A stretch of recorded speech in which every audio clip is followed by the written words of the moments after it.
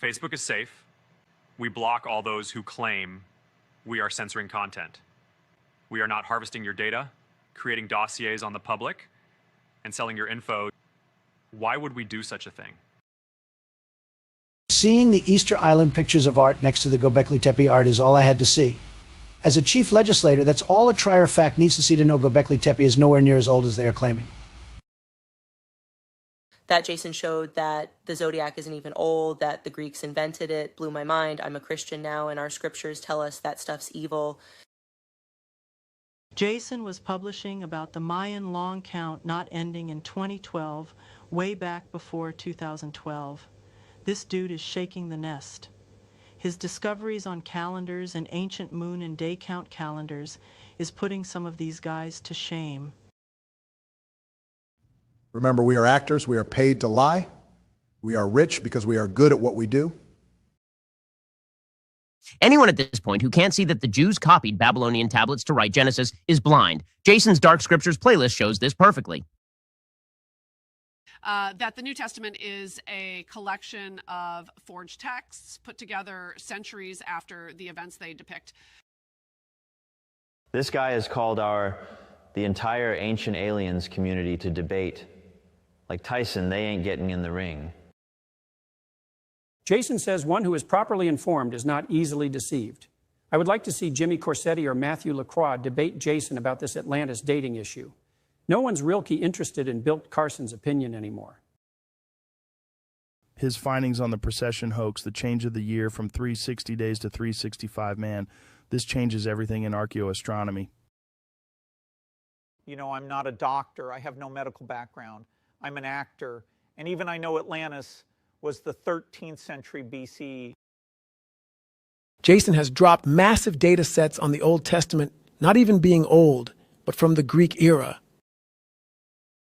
You think we took you for a ride? Wait till the new Christian Reich takes control. It won't be American, and it sure ain't Christian. I couldn't believe it. I mean, you know, when Jason showed that the Jewish calendar was completely made up, I mean, you know, damned, how are we going to know what year it is now?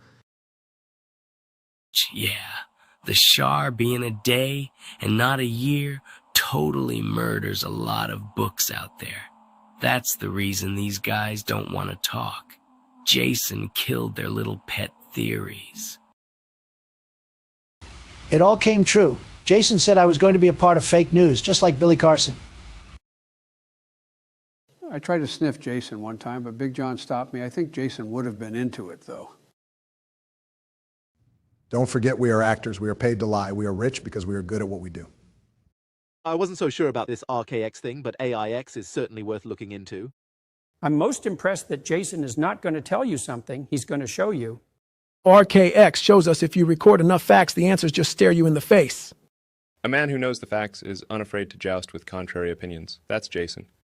I can't have that dude on my show. You know how many guys I've had on here who are running from that dude? Be a mess. Jason says being wrong gets us closer to being right. You got to break free or die trying, guys. Archaix showed me how to see if there was a tater in them onions. Listen, Archaix isn't one guy against the Matrix. That's dumb. No, it's a family of souls waking up. If I've learned anything since finding Archaix, if something is true somewhere, it's probably true everywhere. Jason said if it's true, we can see it from multiple different vantage points. So I broke pattern and went up there and slapped that guy. Total pattern break. If you get stumped, you got to break pattern. Jason says you don't need to know how to read, you need to know how to think. I think that's where I went wrong. Jason figured it out. People are smart and they can decide for themselves if something is true or not.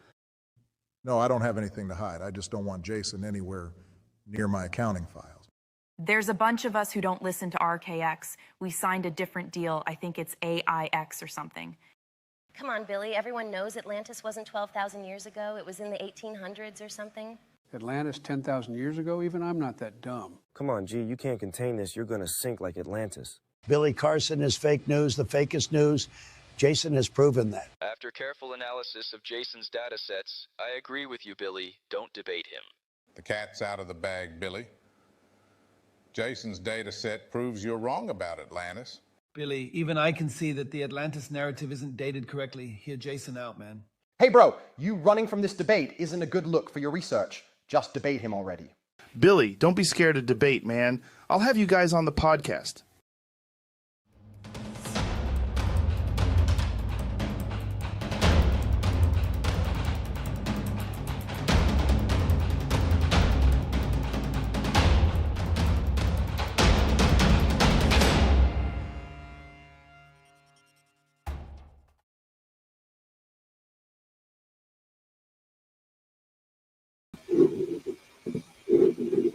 Hello, hello.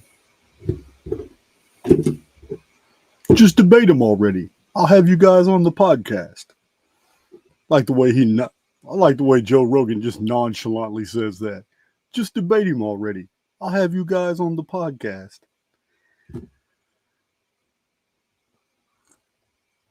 Sound is good. I'm looking forward to meeting you, Nanny Puffins. Yeah, man. The Golden Nugget, it is going down in Vegas. I cannot believe that the Luxor Casino passed up. I mean, when you got about 100 to 150 people flying in to stay 2, 3, 4, or 5 days at a casino, to all kick it together, spend money, watch some shows, go hang out on the casino floor, lose some money. The drinks are expensive, plus staying all those nights. It blows my mind that the Luxor Hotel wouldn't come down on the price during a period where they're not even renting out all their convention hall space. So they'd rather remain it empty. I get it. But the last 2 times I've been to the Luxor Hotel, there wasn't anything happening there. I don't see how they're paying. The 50% of the casino was shut down. There was nobody getting the rooms. Why would you not come down a couple $1,000s to make 80 to 100 grand in 3 or 4 days having all the Archaix people there? It doesn't make sense. Yeah, I was so offended, I basically told them to F off. Went to the Golden Nugget and got everything so much cheaper. Yeah, man. I'm going to keep twisting the dagger on the Luxor. Next time I'm at the Luxor, I'm going to go talk to those floor bosses in the bet center. Because when I go to the Luxor, that's where you'll find me. They got a special bet center. I do like that. I'll still keep going for that. But the bet center, it's a sports betting center. It's right there. It's you got to walk down a few steps to get down to it. It's like 100 screens. It's nice. I like it. Anyway, you know what? Luxor lost all that business.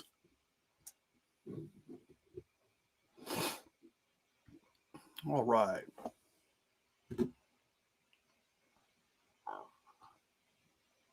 So my audio's good. Excellent. Golden Nugget. Yeah, good name for your meetup. Yeah, it is. Yeah, I plan on spending about 3 days haunting the casino floors and lounges and restaurants and food court. And I'm just going to kick it with everybody who shows up to kick it. Plus, we're going to have a whole day of events, me speaking and some other stuff. Oh, old timer, Jen Begler's in the house. Haven't seen you in a while. Heard a rumor. I heard a rumor. Our boy Funky Prepper has been released. Now, I did a shout out for him, and I know some people personally that helped him out.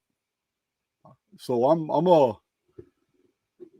glad to hear that they raised up on him. I really don't know what the situation is politically over there. It's been bad. It's been bad enough to where they locked up a YouTuber for some BS.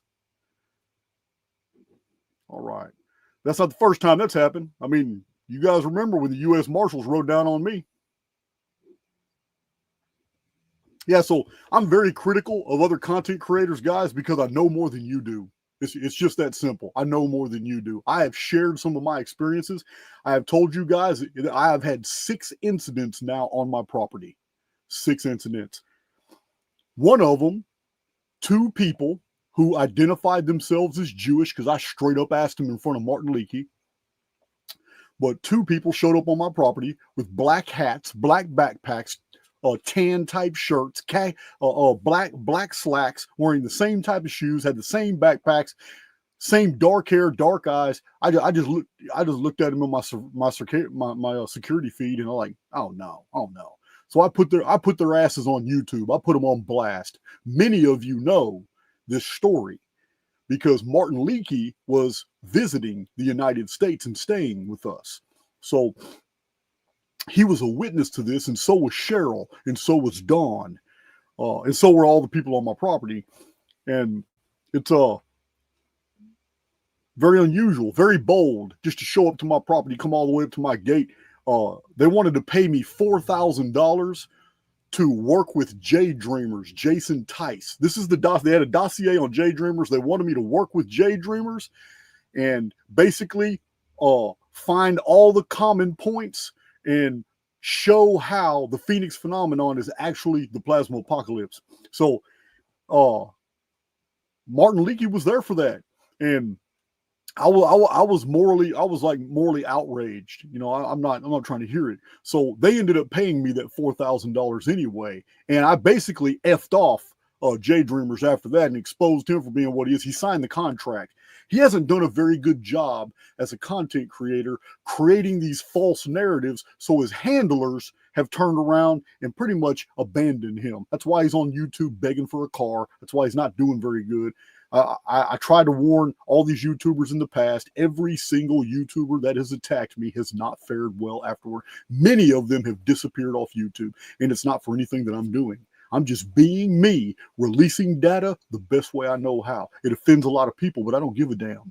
But the exact same thing I'm seeing in the field now is being pushed in a lot of this Tartaria alternative history stuff. And it's the exact same program that I have read about in my history books that my library is full of history books about what happened to America when the Communist Manifesto took effect in the Communist Revolution of 1848, and how they knew that the might of the European people that had kicked them out of all these countries over 110, 111, something, I don't know, maybe 120 times over the past 17 centuries.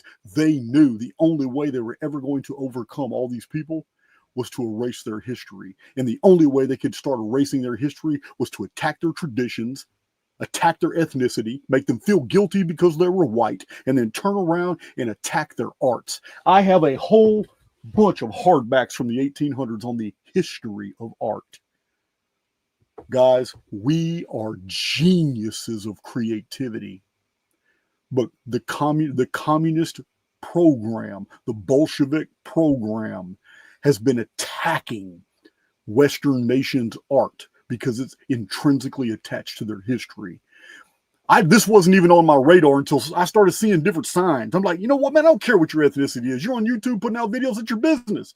But when it's a certain narrative and all you're doing is absolving yourself from guilt, it is the same program I have seen over and over and over that mainstream media does. Throw out a whole bunch of narratives and ask a bunch of what ifs. Just ask a bunch of what ifs, but you only throw out one strain of narratives. So your what ifs all of a sudden become factual to the people that have heard it hundreds of times. And there's many guys on YouTube doing the same thing, showing you these pictures, giving you a narrative, directing your thought as you look at the pictures, and then washing their hands of any type of moral responsibility because they didn't lie to you. They just said, what if? And they just do it over and over and over. It's a program, guys. It is a Bolshevik program to get you to doubt your history. Our grandparents and our grandparents' grandparents built phenomenal structures, and I'm going to prove it to you in this video.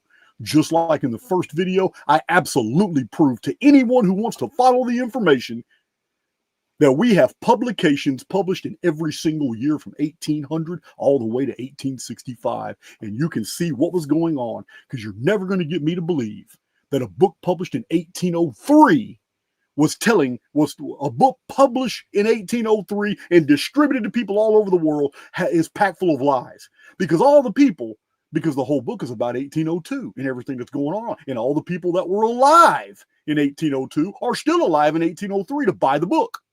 And there's no way in hell they're going to let a publisher get away with totally rewriting history from one year to the next. No, it takes time. Does propaganda exist? Of course it does. Did the internet exist back then? No. Information traveled much slower. Yeah. I'm on a mission because I'm fed up. I'm fed up with being the guy that drops impeccable data sets and there's still radio silence out there in the field. Yeah.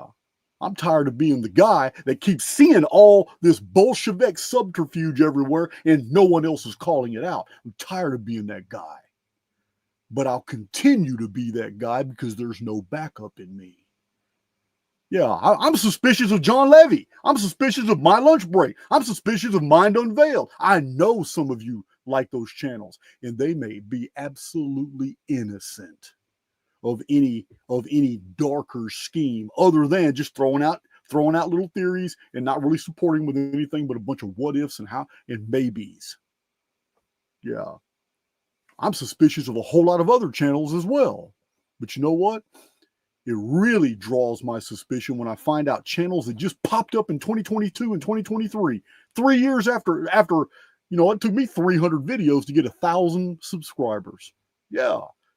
My channel has been very, very, very organic. So when somebody pops up 3 years after I've been struggling to do all, and all of a sudden they got hundreds of thousands of views, millions of views total, but hundreds of thousands on videos, and I watch their videos, I see nothing factual. I see everything as hypothetical and theoretical. I'm like, wow. So I have to wonder. Are there algorithms pushing certain narratives and avoiding pushing other narratives that only spread by word of mouth because of the content is very unique, such as Archaix? Or is the general public just gullible as hell? And what is now accepted as research is this is the new norm, which is really scary thought. But when it comes to getting you to doubt the integrity of the historical record as it concerns just your grandparents and your grandparents' grandparents, yeah, it's socio-political. It's not just between fact and fiction anymore. It's socio-political.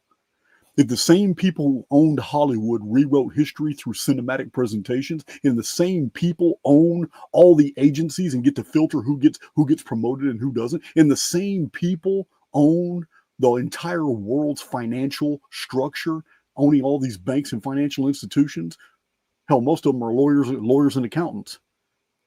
If the same people also wrote all these ancient religious texts and distributed them, they don't care which one you buy into.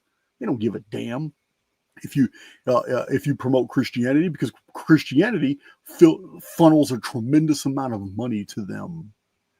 They don't care if you believe in Islam, because Islam is always their front line anytime they want to get the Christians in check.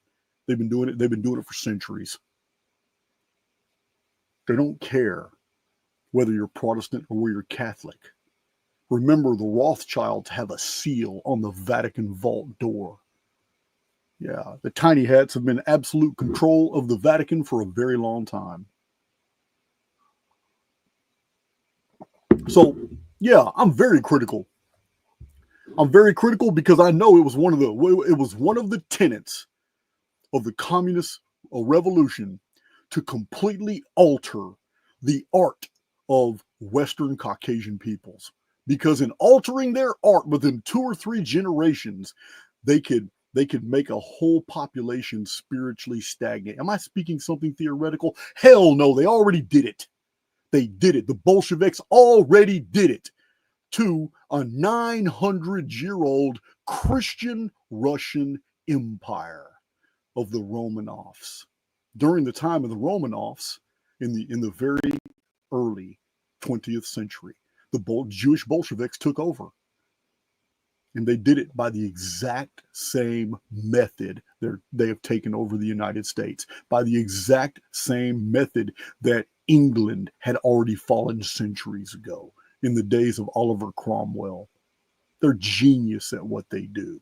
Genius. So if they're in absolute iron fist control of the mainstream media and the mainstream narratives and have now hijacked much of the alt media, then why is it a stretch to think that many of these YouTube channels out here pushing these weird narratives with zero evidence aren't also a part of that regime? Because we have to judge things by their effects.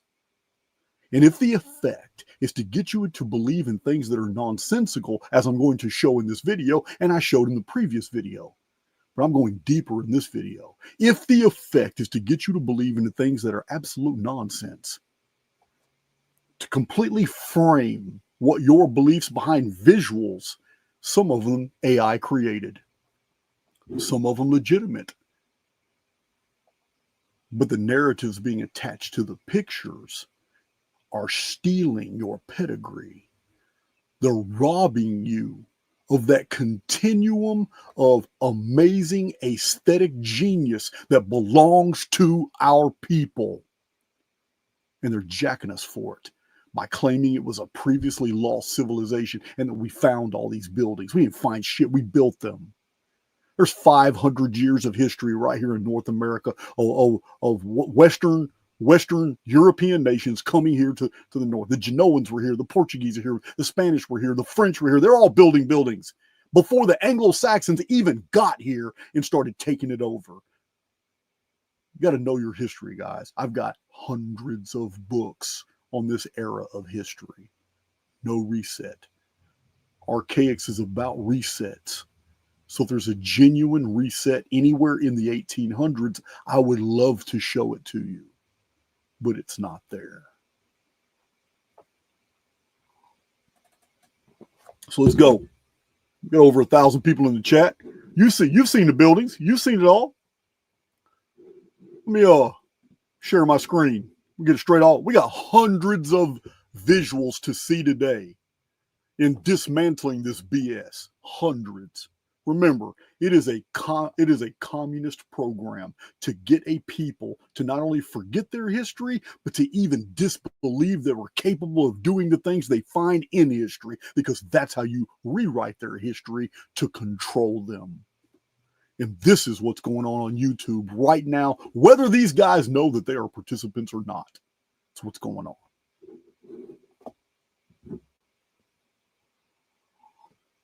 Yeah, I've always been pushing the truth as best as I know it, and you guys know, not one time has any, like the wellness company's pushing some YouTubers, guys. You do your homework and find out. You want to know about the history of the wellness company and the tendrils and what it's really up to? Because it ain't about your wellness. What it's really up to, you need to listen to Polly, because Polly is on X telling everybody the whole history of the wellness company and who's all involved. So you've never heard of Archaix being hit up by some huge mega company that won't say, hey, man, we really appreciate what you're doing. Man, check this out. Now, I've been hit up with a whole bunch of proposals by MLM, multi-level marketing, a bunch of scams, and I shot them all down. Yeah.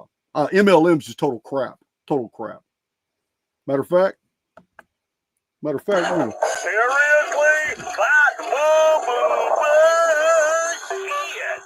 Yep, you heard that? That's bullshit.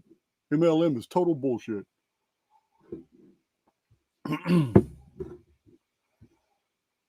All right. So, in order for you, this is my intro, and I know I'm coming heavy. I get it. But in order for you to see what I'm seeing, I'm going to have to take you on a trip. We're going to systematically dismantle this narrative in this one single video. I'm going to show you impossible things. Yeah, I mean, according to John Levy, according to my lunch break, these are impossible things. What's that other dude, Aurelius, whatever? Hey, man, these are impossible things. So if they're impossible things, how did I, going through books from the 1800s, because I have 1893 right here, the Columbia exhibition, and you're going to see the pictures I took out of it. It's right here. Why would you show all the pictures of the finished product, but not show the scaffolding? Why would you not show it when it was being constructed? Why? Why create a mysterious narrative if you're going to leave all that out? Because you're being deceitful. Published in the 1890s, Shep's World's Fair photographed. This is amazing. You're going to see pictures out of here too. This is all the World's Fairs from the 1840s all the way to the 1890s when this was published. Packed. It is packed with stuff. There is no mysteries in here. None. It's amazing. Every bit of this was within our technical engineering. We know how to do all this, and I'm going to prove it in this video. These books are amazing.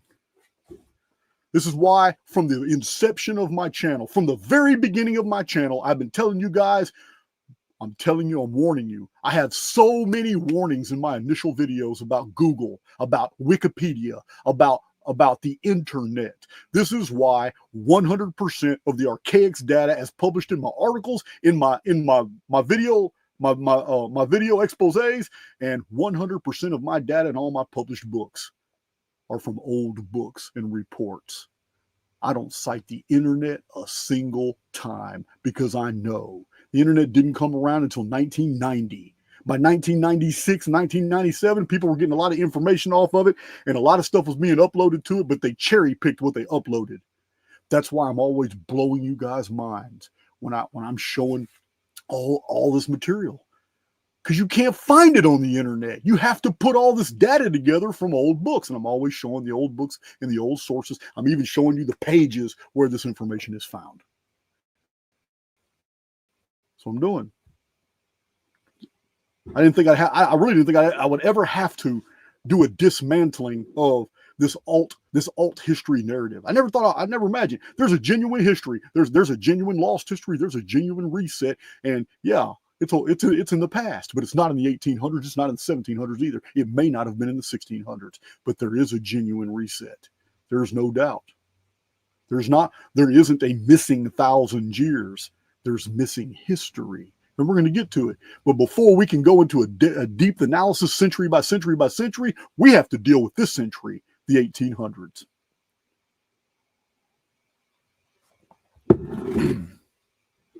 Let's do it. It's the reptilians. Man, you need to go with that shit. You need to move around with that. Oh, y'all like my shirt? Yeah, man. Wanted, ancient aliens.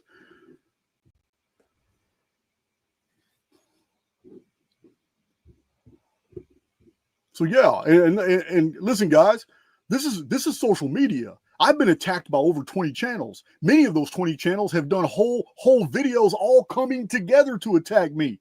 So don't sit here and think I'm out of line doing what I'm doing. If I suspect something that's in the field that's wrong, I'm going to call it out.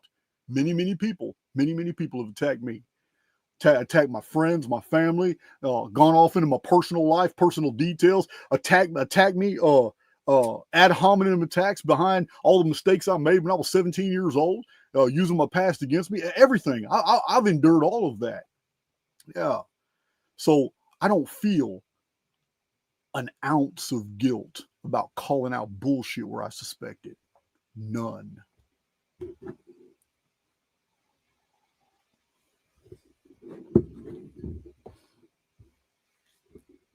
All right. Please post Eyes by Rhonda. Hey girl, been a while. Need to one of my moderators, she's asking to post the Vegas link.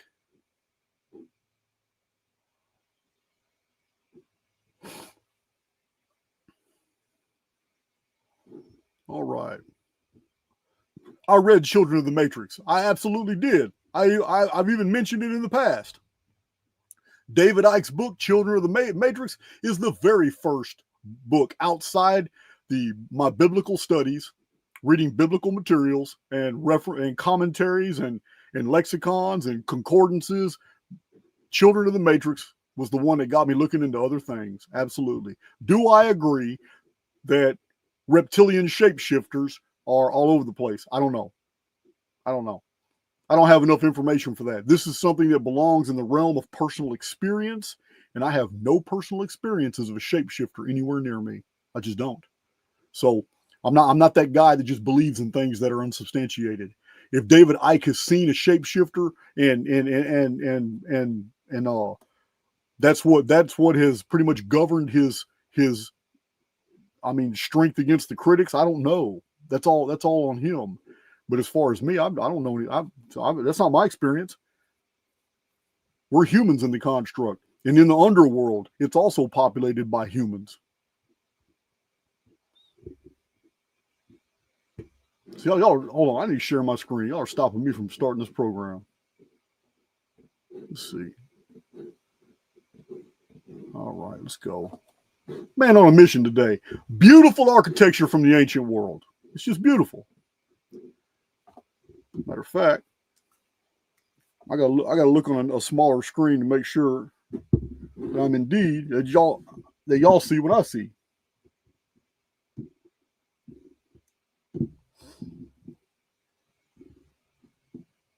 Excellent. Excellent. Okay.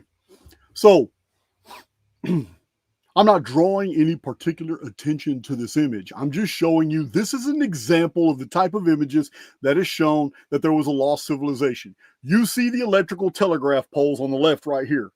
You see this. You see the little antenna structures that are on the roof. Maybe lightning rods. I don't know, and nor do I care. This isn't a very old scene. This is 1890 sometime. But this is the type of picture that this narrative attaches to. So I'm going to show you a few of them so we're on the same page. Here's a building in Chicago. This building has been shown on some of these channels as being impossible architecture. We couldn't have done it. It must have been left over and found by Americans, left over from a previously existing civilization. These are the claims. Here's another building in Chicago, built in the 1800s, perfectly within our engineering capabilities, and yet it's theorized by people on YouTube that this architecture is from a previous civilization. Again, the auditorium in Chicago. We're not supposed to be able to build like this. I don't know where these guys get this. The arches down here, some claiming these are actually much bigger doors. I don't know. Nor do I care. You're not going to care either when you see all this, what I'm going to show you. Here's a rather tall building from the 1800s. Here's another one. Now, this all looks really impressive. Look at this picture. This looks really impressive. This is Chicago, LaSalle Street, Board of Trade. The camera angle looks impressive. The cathedral the tower at the end, everything looks impressive. Look at the left. 1, 2, 3, 4, 5, maybe 6 stories. Let's give them 6 stories. Let's say it's a 6-story structure. A 6-story structure is almost nothing by the standards of 1900. So this is also in the 1800s. Here's another one. This is also in Chicago. Most of these Chicago ones were built after the Great Fire. There's Terminal Station. You got people talking about terminal stations from previous civilizations. It's just ridiculous. Look at this. Is this Brazil? Where is this? Does anybody know where this is?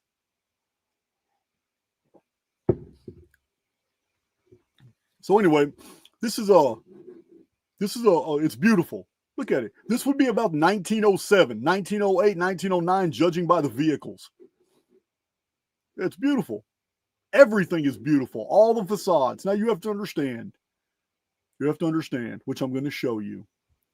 Buildings, there's nothing amazing about buildings this size. What makes these buildings so beautiful isn't the buildings themselves. It's the facades. All these buildings, no matter their shape, no matter their height, are all built in the exact same way. And what a lot of people just don't know is that when America opened up as the land of the free and the brave, when it opened up to all these opportunities, it was early on understood by the founding fathers, who were all of the Masonic order.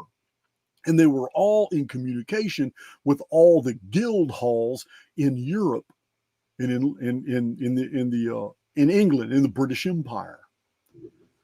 Masons are builders. The Mason lodges all over Europe started organizing all kinds of fleets to bring people to the United States. Roger Bacon said it best. It was going to be the new Atlantis across the sea. The early founding fathers allowed for immigration because basically the only immigration that was happening were white Europeans all coming from Central Asia, Russia, Germany, Prussia, France, and the British Empire. And they were all flooding into the new 13 colonies, which became 15, 17, 25, 30 colonies, states really fast. So this it was Mason guilds that were funding a whole bunch of this transportation. Whole ships full of people and materials were coming to North America. In North America, communities were blowing up with people faster than they could lay out infrastructure. Don't take my word for it. I'm going to show you. It's a beautiful picture. And this right here, oh yeah, you're going to get a lot of YouTubers telling you, oh, look at this. This is proof of an ancient civilization. Look at these columns. Look at all this artwork. We can't do that artwork and all that. Absolute poppycock. Anybody who has done just a little, I didn't even major in art history. Just looking at the art history books, I understand the Italianesque, revivalist Greek, revivalist Romanesque, Italianesque architecture. These Mason guilds, there's different guilds that specialized in different techniques. And often an architect had engineers and all kinds of journeymen and laymen that were attached to his entourage. Yeah, they took great pride in building things. And people look at an image like this and see all those columns and see all these. Sometimes they're Doric, sometimes they're Ionic, sometimes they're Corinthian, and they say, look at this. This is absolute proof. Look at all this. Absolute proof. All these columns. Look at that.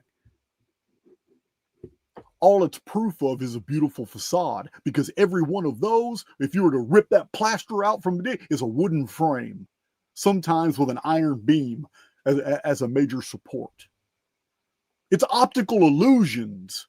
And this has been seen over and over and over after earthquakes or demolitions, when they have to tear these buildings down, like they had to tear down some of the exhibitions because they weren't built but for a very temporary time, just to last for a couple of years until that World's Fair ended.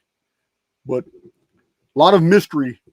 Like I said, don't take my word for it. I'm going to show you. These are the type of pictures I'm talking about here. This is it. So in this narrative, a lot of ado is given to pictures like this. Okay, this right here is going to, a whole narrative is attached to pictures just like this of a previously lost civilization that was underneath us, that we didn't know anything about. We came back and we built our cities on top of it. There are 17 levels of occupation in Jericho. 9 levels of occupation in Jerusalem. European cities have multiple levels of occupation. In 365 AD, an earthquake leveled cities all over the world. It's in the writings of Ammianus Marcellinus. The Mediterranean sloshed like a bucket. The people of Alexandria, Egypt, watched the ocean disappear. Stranding porpoises, jellyfish, all kinds of tuna, whatever. Everything was out there flopping around because it couldn't swim fast enough with the receding water. As the ocean receded from North Africa, they ran out there. About 55,000 people spent the day. They ran out there and they scooped up all the fish and they scooped up everything to eat, and they never made it back to shore alive, because the water came back at 450 miles an hour and about 200-foot high tsunami. And it washed whole fleets of ships in Alexandria, Egypt, almost 50 miles inland. While this was happening, the initial tsunami, because the opposite happened in southern Turkey, Ionia, and all that, in 365 AD, they didn't see the ocean disappear. They were to the north. They woke up one morning and all of a sudden the ocean just kept coming. One wave kept coming, then another wave, then it just kept coming bigger and bigger and bigger. And the ocean just came up into the hills, flooded the cities, and deposited whole ships into the mountains of Turkey. This is in the historical record. It's only one of such events.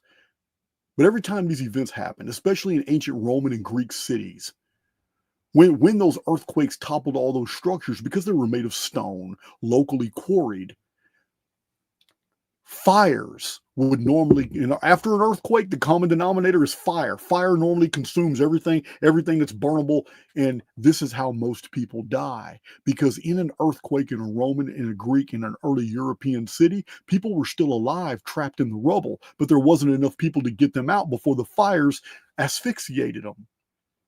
Not wanting to dig up all the people in the rubble, it is widely known in archaeology that stone cities are rebuilt right on top of the ruins of previous cities by importing and moving the rubble around because they don't want to dig up all these dead bodies.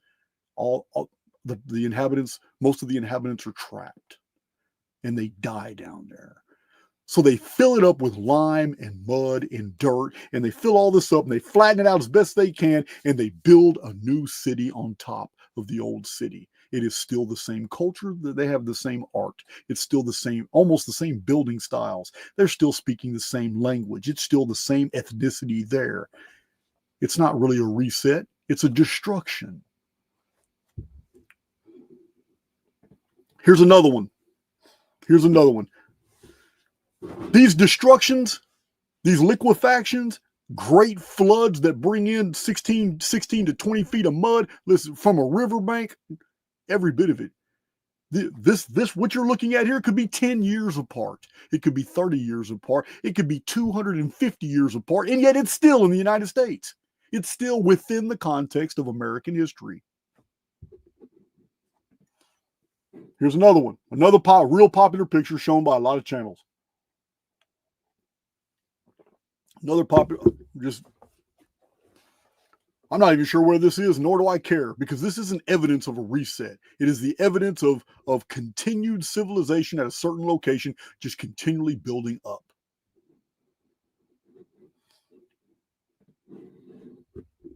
Just need to get these out of the way so we're all on the same page about what I'm going to show.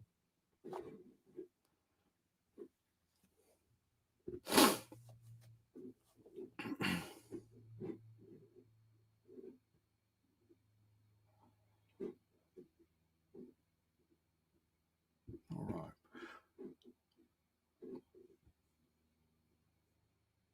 All the cities. So Patson the ground. Pantson the ground. All the cities across the entire world are Roman Greek cities. No, they're not. They are not. So you're going to tell me Angkor Wat is a Roman city? Really? You're going to tell me that Tiwanaku is a Roman city? Machu Picchu is a Roman city? Come on, man. Hundreds of cities have no Roman and Greek architecture. Now, Western Caucasian cities do, because we do things all the time. Why do you think bell bottoms came back? Why do you think bell bottoms came back in fashion, especially among females? Well, one, females can pretty much wear anything and look hot, but it's retro. We always value things that were valuable to our predecessors. This is why in the 1800s, there was a great revival of Greek architecture. It's called Greek revivalist architecture. The same thing with Roman. It's called Romanesque. Did the Romans build these buildings? Did they build our state capitals? Hell no. Hell no. Masons did. The same Masons that founded our country and signed the Declaration of Independence are the same Masons that were a part of guilds in the old countries of Europe. And they had designs to build an empire. The United States of America is an empire built upon Masonic principles. And they all came here. And they brought their engineers and their architects and their laymen and their expertise. And different areas of Europe had different architectural styles of Romanesque, of Italianesque, of Gothic, of post-Gothic, post-Gothic revivalist. They had different styles. When they came to America, this is the reason American architecture is so different from city to city. It's because different Masons had different ideas and they're all experimenting. And almost every single city in the United States that uses brick and stone was using locally quarried materials. The quarries are easy to find. So let's get on with this.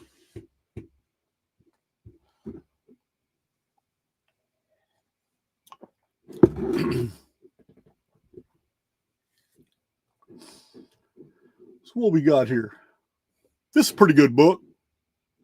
The World's Columbian Exposition, right here. Here it is. For you to see. Same book.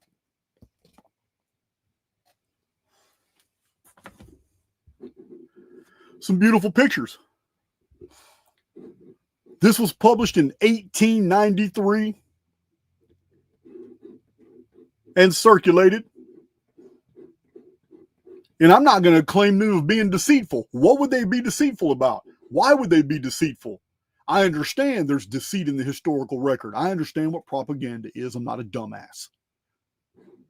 But why would they be deceitful in 1893 about a major event that just unfolded in 1893, knowing the entire country would know they're full of shit if they publish lies in here, because 2 million people went through the expositions. They knew. Also, the newspapers were filled at the time with all the events and all the there's no way to that type of deception didn't exist. There's no reason for it. It's only ex post facto. Now in the 21st century, we have people producing material looking back to the 1890s, claiming this and claiming that, but the original books from the 1890s don't show a hint of these narratives. Excuse me. Beautiful.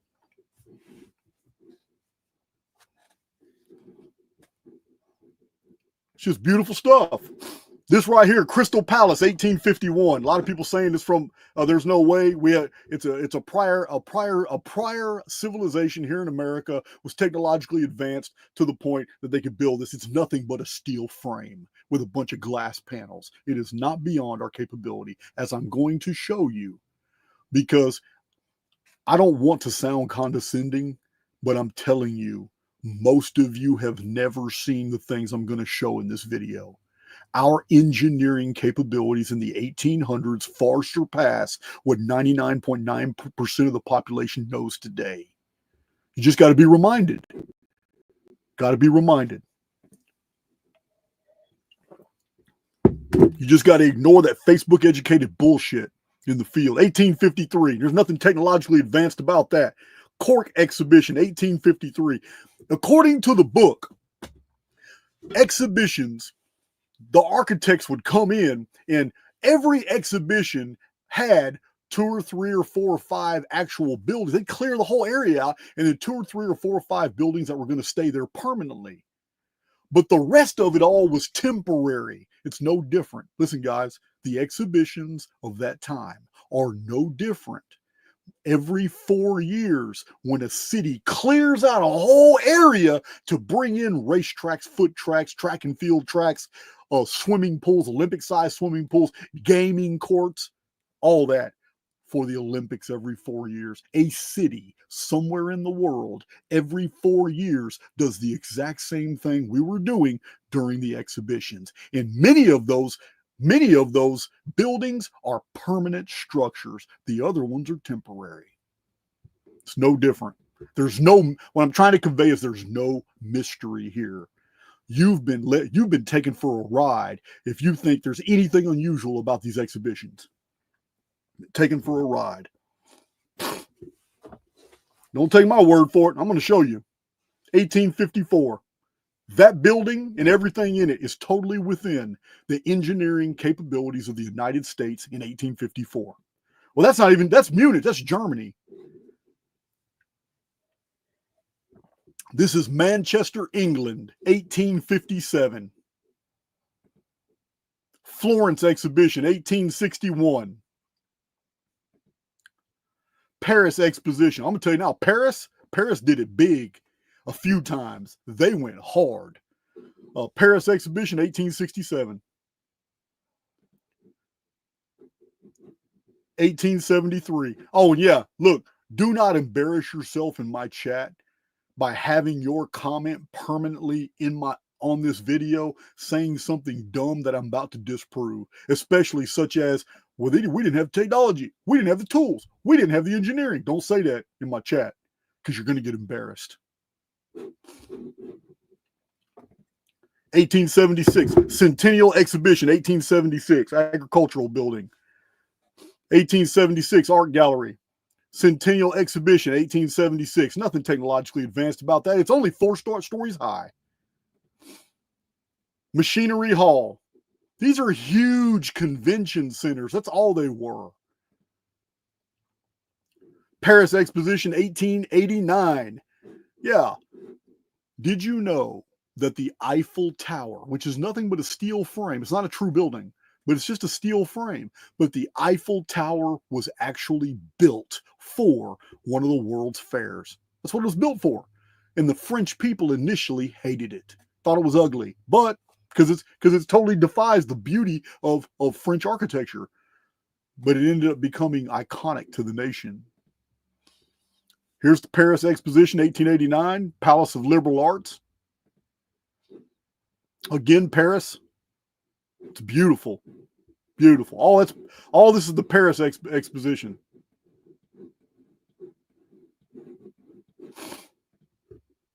Here's an actual photograph inside the Crystal Palace. I think that's the Crystal Palace. Hold on. Don't let me lie to you. Yeah, dedication ceremony is this is 1892. I'm sorry. This is a structure probably bigger than the Crystal Palace. But it too is steel frame. That's what it is. It's a steel frame. It looks like it has canvas on it. Nothing technologically advanced about this at all. Manufacturer Liberal Arts Building.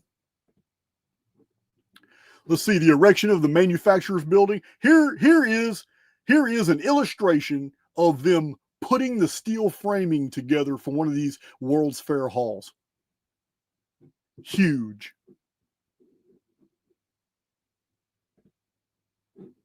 General view of the Austrian section. Man, they got all kinds of wares in there. This is a black and white photo of all the things from Austria that was for sale at one of the World's Fairs in the United States. Clock exposition. How many of you really know the technical sophistication of just a simple clock? The differential gears that are required to make a clock work? These clocks were beautiful. I got better pictures of clocks I'm going to show you here in a minute. I'm just showing you these pictures just so we're on the same page. I really haven't even started my presentation yet. This is just so we're on the same page. This is what we're talking about. This is the subject matter. These guys are all talking about there's a mystery here. We couldn't have done that. We didn't have the technology. They're lying. Yeah. So here it is.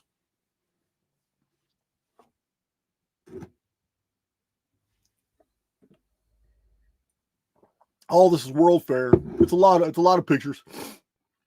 Washburn and Moen Manufacturing Company. Yeah, in the World's Fairs, different engineering, railroads, huge steel companies, foundries, all these different companies had their own sections where they brought their best to the table. This is where contracts were forged. Yeah, this is how they were doing business back then. If you had a section in one of the World's Fairs, then you were considered like one of the Fortune 500. You're on the map. This is the exhibit of Hampton and Sons. That looks like silver. Man, even the architecture is so exquisite. All this, more. What is this? The Merck Building. Machinery Hall. Here's an actual photo of the boiler room for one of the World's Fairs. The boiler room.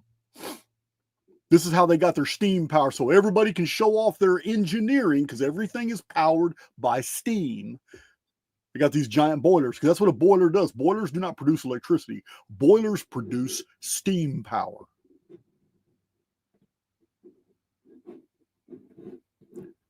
Exhibit of Jones and Lamson Machine Company. It's an actual photograph there. Here's an actual photograph of the Duluth Imperial Mills Company.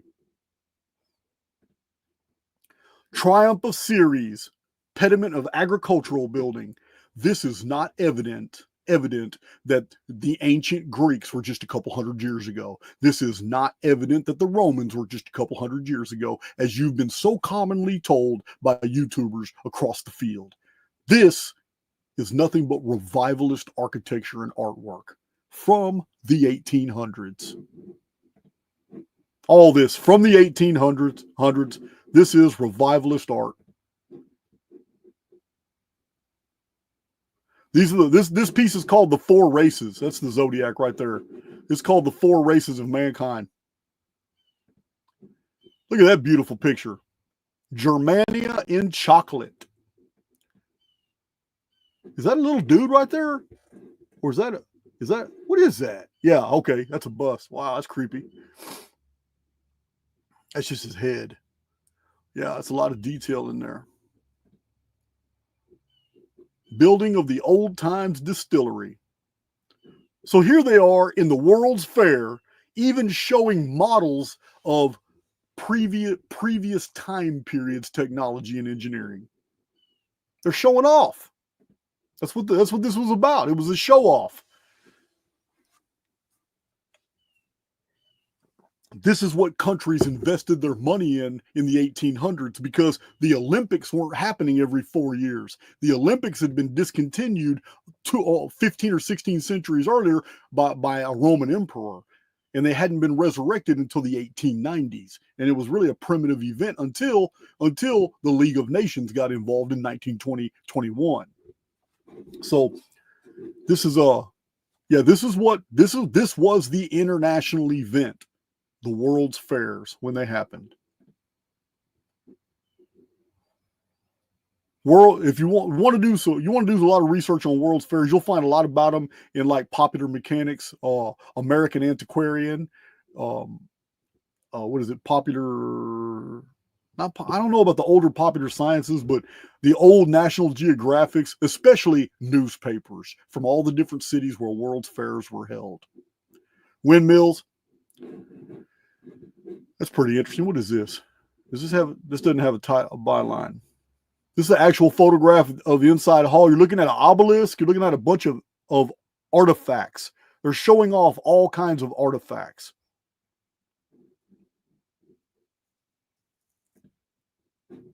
Okay. Just more pictures. Some beautiful stuff. Ontario. This is Ontario, Canada. This would be like a French-Canadian exhibit. Just a massive amount of stuff. These are old black and white pictures from the 1890s. That's called STUM. STUMM. I don't know what kind of exhibit that is. German mining exhibit, STUM. Okay. Pennsylvania section.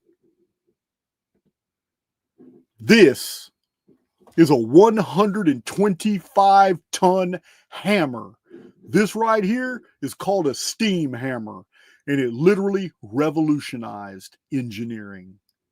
This one is particularly big, and that guy underneath it is a dumbass. But the steam hammer allowed us to punch thick steel plates into molds so we could manufacture machine parts into the thousands per day. Steam hammers of all different sizes were developed. This is one of the largest ones ever. But steam hammers they hung from hoses and chains to where anybody could just walk up to one, grab the steam hammer, and pow, pow, pow, pow, and bang into place anything they needed to. It had multiple different functions, but it revolutionized engineering. This is the steam hammer. I think I do have pictures of other steam hammers in a minute, so you'll understand what I'm saying, because the steam hammer allowed us to build everything. Deutschland. These are giant cannons. You can imagine how heavy those are. Krupp Gun Works. This is the Krupp Gun Works, 1890s. You can imagine how heavy those cannons are. Those are to be mounted as in battlements or what is it called? Oh, I can't remember. What are those gun placements called?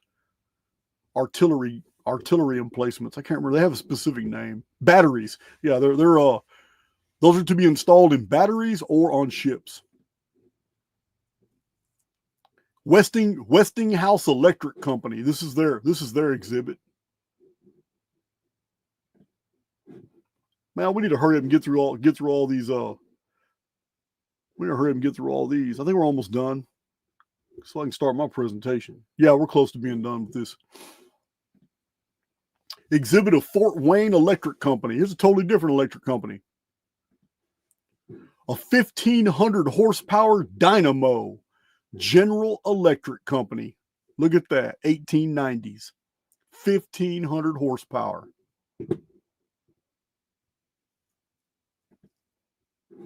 What's this? Pavilion of Lyon and Healy. Looks like Art Deco. Oh, it's instruments. Look at all those violins and wow, those are instruments. Remember, guys, back then, all this is handmade. All handmade.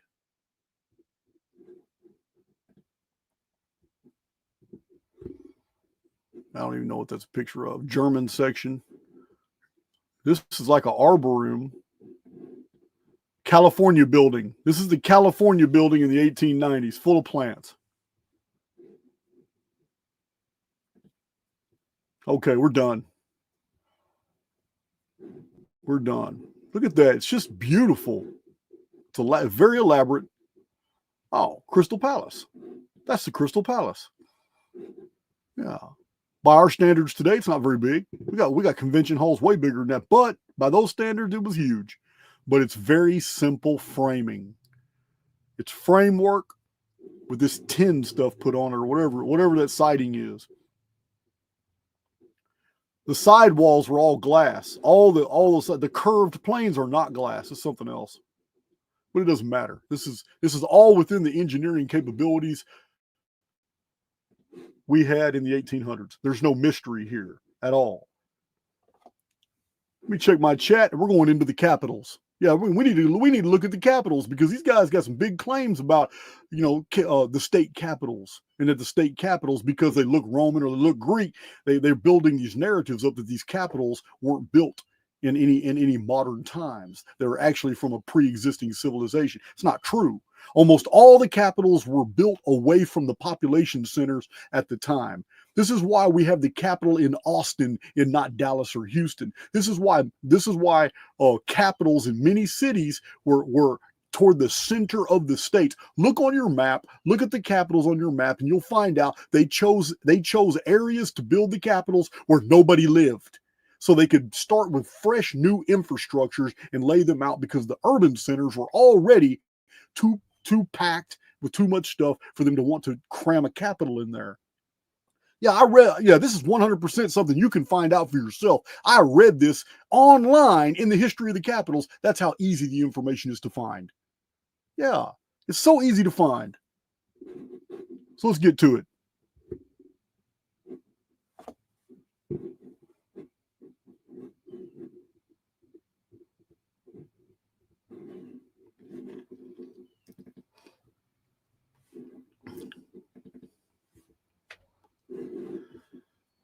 Look at that. Look at that. What are you looking at? You're looking at a Capitol building in the United States being built. The dome on top of the Capitol is being built.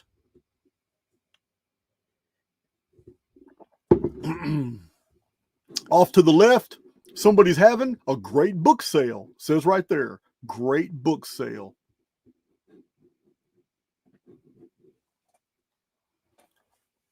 Washington, D.C.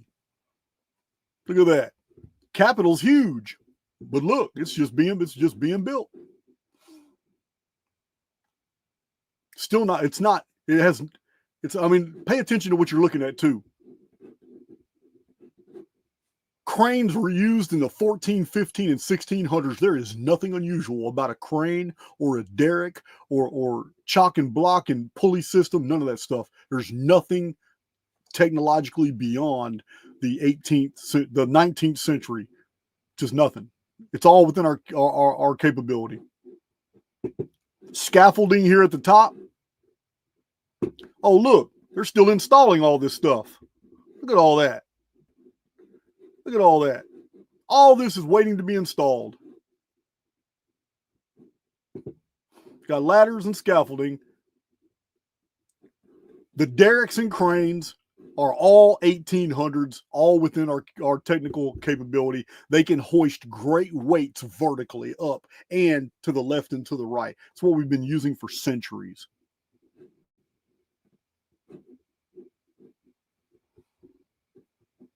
It's another old photograph.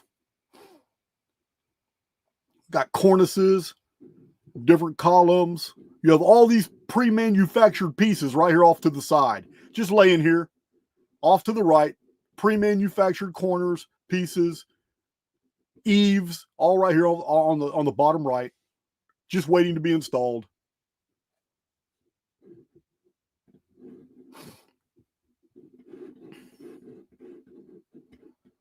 The 50 Capitol buildings of the United States illustrated to scale. The first one is Alabama, 1851. No mystery here. It's pretty small. 1931, the Alaska State Capitol. That's in the 1900s. Here's 1900, Arizona State Capitol, 1900. Arkansas State Capitol is pretty big, 230 feet high, but it was built in 1915. Here's one from 1874. It's the California State Capitol, 247 feet high. It's pretty high. 1879, you have the Connecticut State Capitol. There it is right there. Connecticut State Capitol. None of this is beyond our engineering capability at all. Let's see, that's 1933. Here is a big one. Florida State Capitol, right there. Built in 1977. It is 322 feet high. Georgia State Capitol was built in 1889. It's 272 feet high. What else we got from the 1800s? That's 1920. Idaho.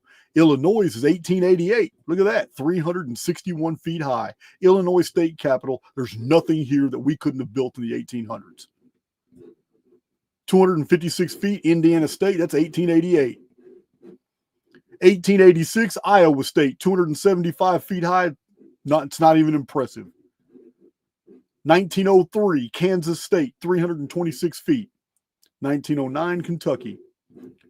Look at this.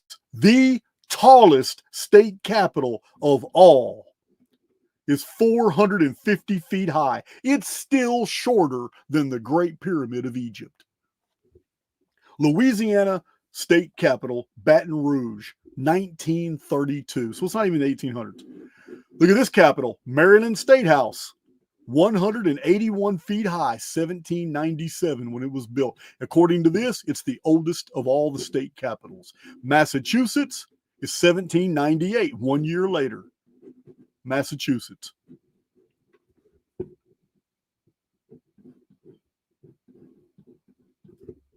Yeah, I'm going to show you absolute proof how fast these buildings can get put up.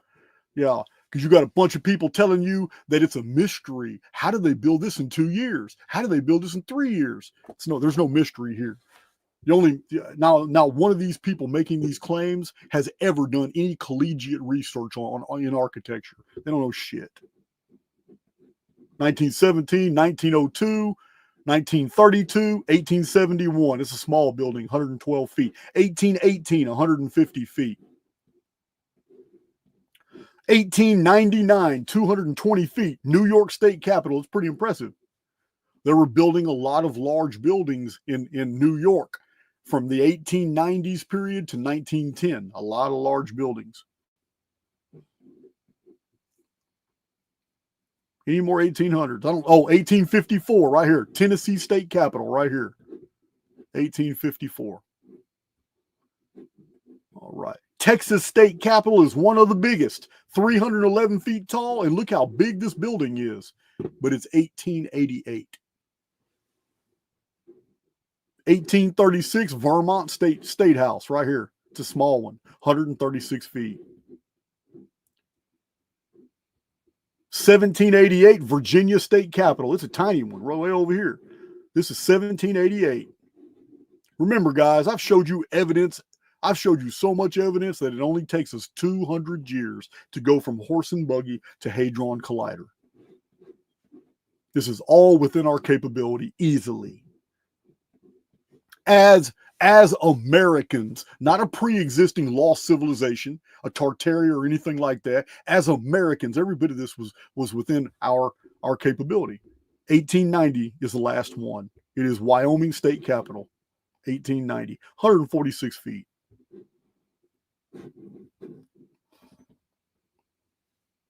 Here's another Capitol building, under construction, actual photograph.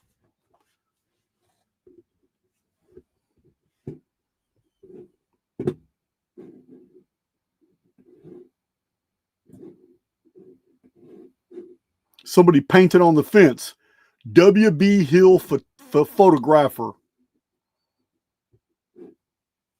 It took great pride in their photography back then.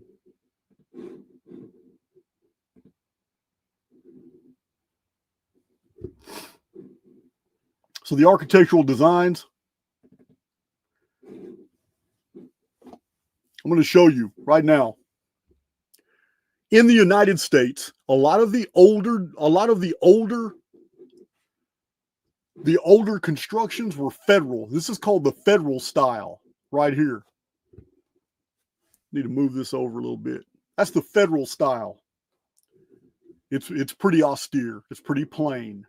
This is the federal style. This is the Anglo-Saxon, basically the Anglo-Saxon architecture in the beginning of the 13 colonies colonial period. It was very utilitarian. They're in survival mode. They just need buildings. Later we had Queen Anne. A lot of Queen Anne style came in. But during the 1800s, we had all these masons coming from Europe, coming from all the other Western white nations, Russia, all the Mason lodges. They're coming to the United States to work, to make money. And they ended up staying here and sending for their families. And immigration just flooded the United States for 150 years. Massive amount of European and Asian, Central Asian migration. And many of them brought the Greek revival style architecture to the late 1700s and early 18. I mean, all the way up to about the 1860s Civil War period. Greek revival was the most popular one. It was followed by Italianate. The Italianate structures. These are all over the oldest cities of America as well. So is the Romanesque. Remember, Masons build things with stone and with brick. Masons founded the United States of America, the 13 colonies. They were connected to the Mason lodges of all of Europe, and they just came over here and began building the new Atlantis. That's what this is. This was referred to as the land of milk and honey, the new Atlantis. It was a land of opportunity. Other nations thought it was very unfair that the new fledgling country of the United States had unlimited land and resources, where everybody else's territories were very clearly marked out throughout Europe, and they couldn't change them without war. Renaissance revival architecture, right here.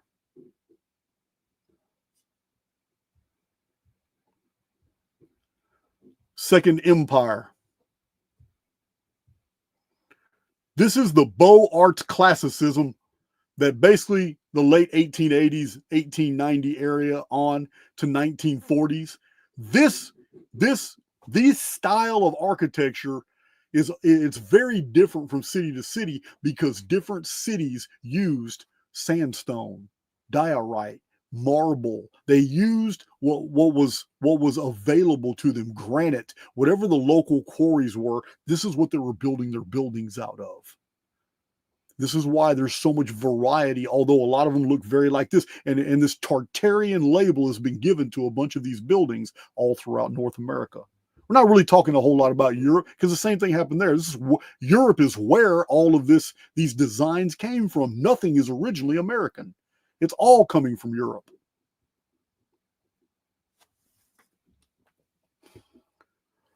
Neoclassicism. I mean, this is all really basic remedial stuff you'll learn in college. I'm not bringing anything new to the table. Here's the neoclassicism. I'm telling you now, those pillars aren't solid. And if they are, it's just concrete. It's just concrete. That's it. But most of the time, it's other materials on the outside of iron columns to support the weight, or wooden frames. Treated wood is on the inside of these deals. It's not, there's no mystery here. Colonial revival. Colonial revival will fool you. It will fool you because it's just like chicks wearing bell bottoms today. They look fantastic in those bell bottoms. Well, we all know bell bottoms went out of style by 1982. We all know this. But when they're wearing them today, we don't have a problem with it. Why? Because we appreciate things that our predecessors appreciated. We like style. We have an eye for aesthetics. Same thing here. Colonial revival, you're going to have mason guilds and architects doing the old architecture that was famous in the 1600s and 1700s and bringing it back. And then 100 years later, somebody's going to do a YouTube video and claim that that is a 400-year-old structure from a pre-existing civilization that was found here, and it's not really American. It's crazy. All right, Spanish colonial, it's not really Art Deco and modern. We don't need to go into all those. Let's get out of here. Let's see.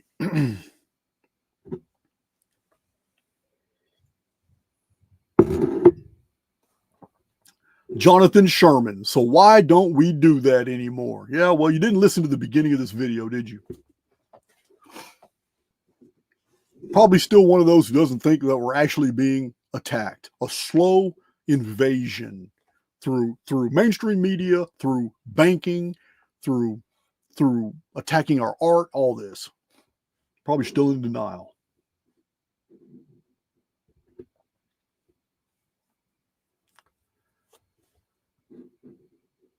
Oh, let's look at some interesting stuff. Oh man, what is this? How come no one's talking about this? Cantilever Bridge over the Frith of Forth. Man, this is in the United Kingdom.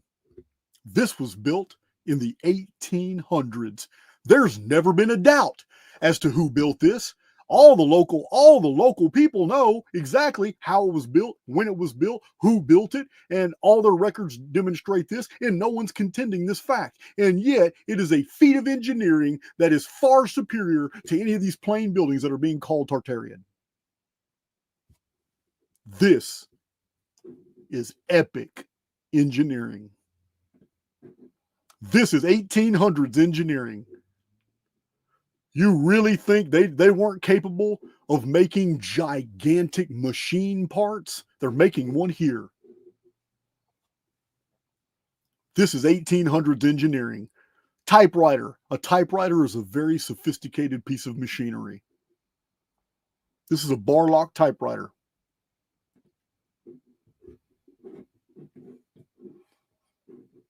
Let's see, to exhibit. I don't know what this is. I don't like on stream. The only thing I don't like about StreamYard is it has a tag on the bottom that says you are sharing your screen. And that tag blocks whatever's on the bottom of my images. I got to blow them up and look. This is all millwork type stuff. Look at this. I don't even know what a ribbed knitter is. It's knit. This thing is knitting some type of fabric. What you're looking at the top, this is going to be spools of cotton. This is cotton string, already spooled. It's being threaded down through this apparatus here. It's being put into, wow, it's being spread through like a spindle-like thing, turned into a flat sheet, run through this. It's a ribbed knitter. It's knitting something. Anyway, they come up with all kinds of machines. Montrose, Pennsylvania. Man, I hate that tag on the bottom of StreamYard. It blocks everything for me to be able, I can't see anything down there. Book folding machine. This is 1800s technology in engineering.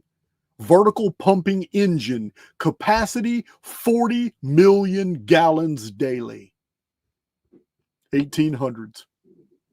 40 million gallons daily. It's a pumping machine. American ship windlass. This is a windlass. It gets mounted onto a ship. This is basically how you pull a big ship pulls itself into dry dock or dock. This is it right here. 1800s engineering.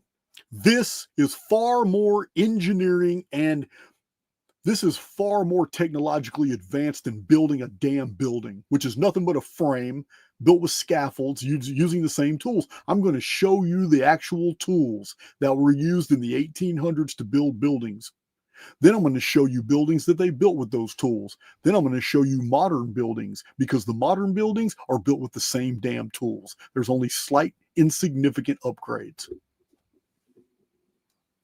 This is 1800s engineering. 1800s engineering. There's no mystery here. Look at that. 1800s engineering. They had to build special railway cars just to transport the gigantic cannons made by the Krupp Gun Company. Yeah, something had to hoist that immense weight of all that cast iron for that cannon. That is so heavy. So there had to have been something that could lift that weight and put it on that track. Here's machine parts right here. 2,500 horsepower electric generator in the powerhouse intramural railway. The railway companies were rich, and they were the ones that had all kinds of chief engineers and architects that were making all the machines and tools they needed for whatever they needed machines and tools. The 1800s was exploding with inventiveness. I don't even think this guy ever got his invention off the ground. The marvelous swimming machine. Again, here's a small train in a city that's just moving a bunch of stuff. It looks like a bunch of bricks. Look at this machine. A paper making and cutting machine. You got a guy at the front. You got a guy way here at the front feeding the machine. Paper goes in, goes through all this apparatus. The fabric goes through all this to become paper. Goes through all this. And he's waiting on it right there.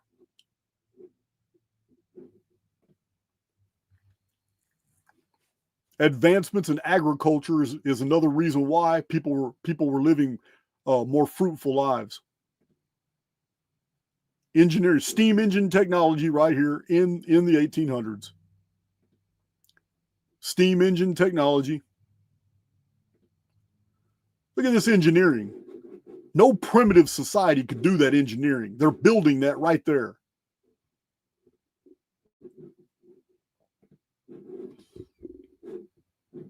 This isn't easy to build, but it was done in the 1800s. Just like the Romans did those massive, awesome aqueducts. Some of them are still standing today. Yeah, it's no different. It takes an engineering sophistication, but there's nothing that's beyond the ability of people in the 1800s to do. Again, more engineering. Just some pictures demonstrating the type of engineering we had. Duplex, 169. Look at this. There's some gauges on here. Valves. Yeah, this is 1800s. We're able to do all kinds of things. So what if it was more primitive than today? Look at this. Look how small this guy is now, way down here. Man, I know I got some coffee in here. Man, I got some awesome stuff to show you guys. We're just getting through some basic stuff right now. Look at the engineering. 1800s full of this stuff.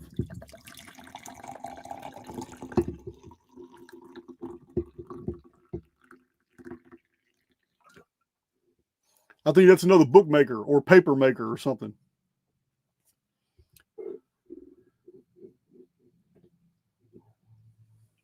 What is that? Marinomi combined perfecting and duplex single cylinder machine. Yeah, don't give me the line. There are some things that were made in the 1800s that never needed to be upgraded. They still perform the exact same function they perform today. They're still made in the exact same way they were made in the 1800s. Look at this. That is a feat of engineering that far surpasses any of the state capitals that were built, no matter how tall they are. That is a feat of engineering that surpasses every single building that someone has claimed was Tartarian. That feat of engineering right there, built in the 1800s. Again, just the train itself is engineering that's far more sophisticated than architecture.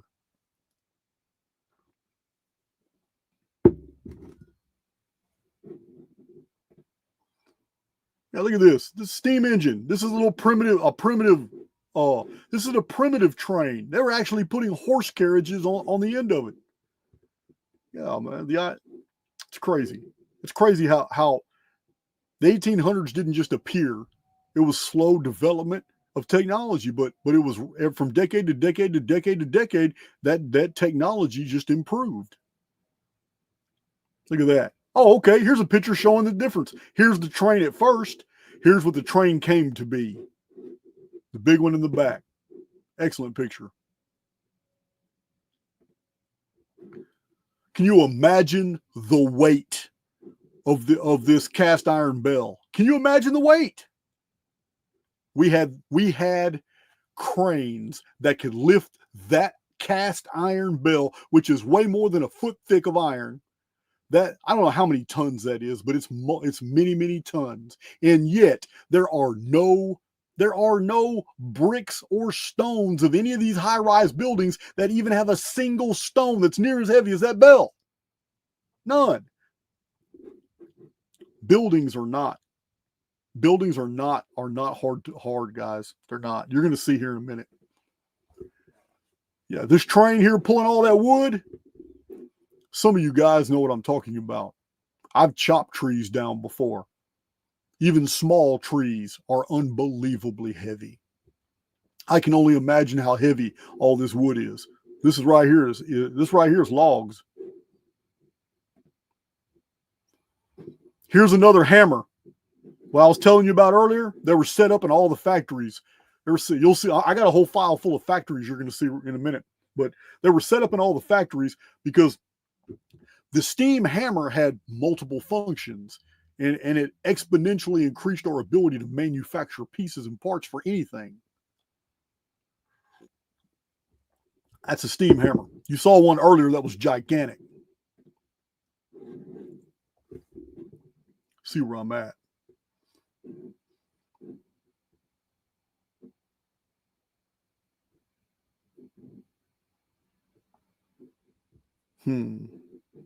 Capitals. Let me see something here.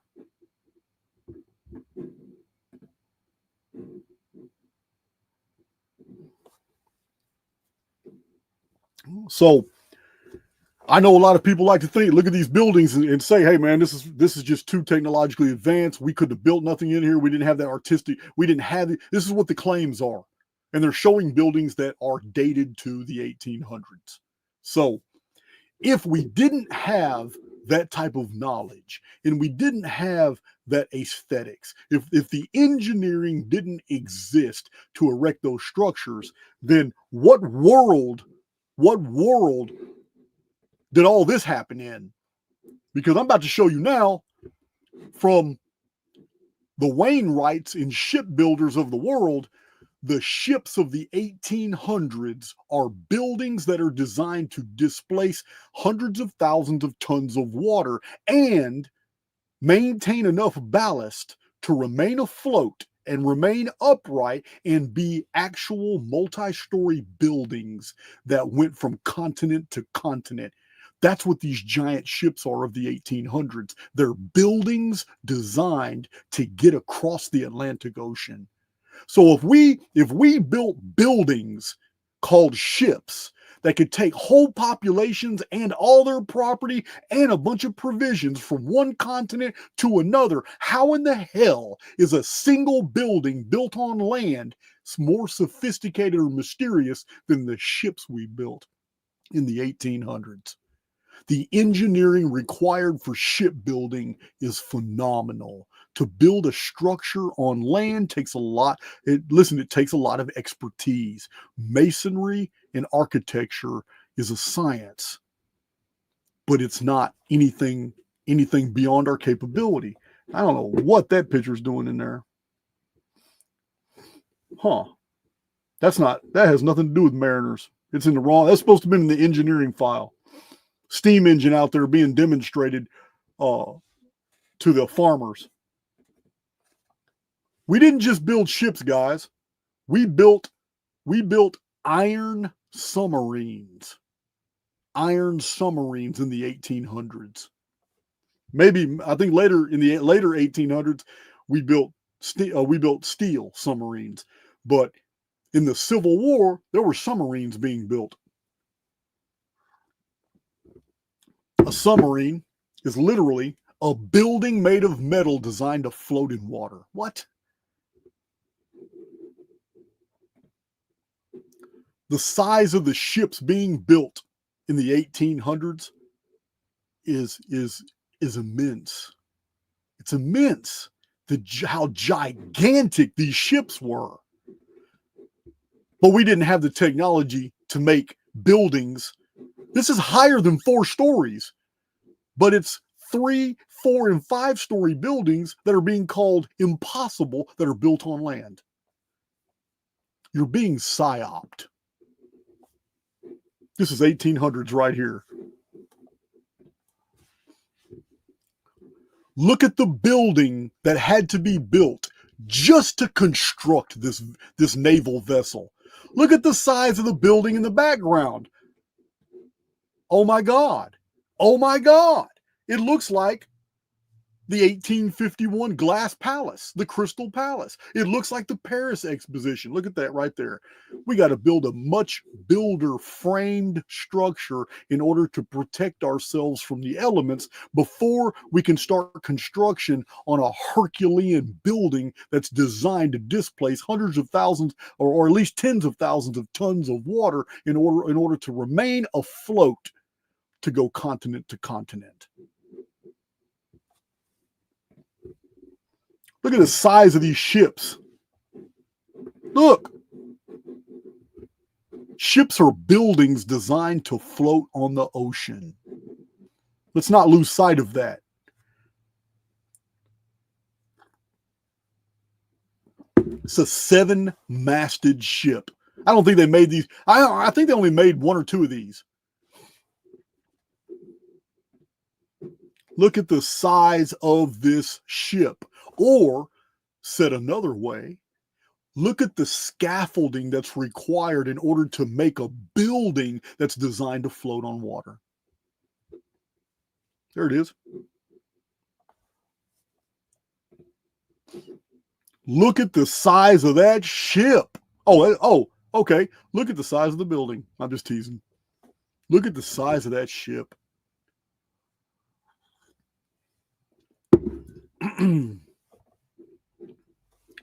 Yeah, let's not lose sight of the fact that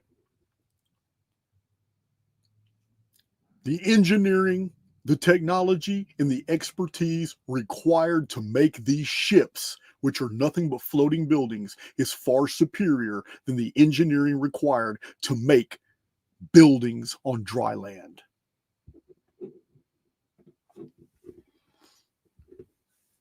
A lot of work went into these ships when they were making them. Look at them boys. Oh, they're out there in the sun. I've been there with you guys.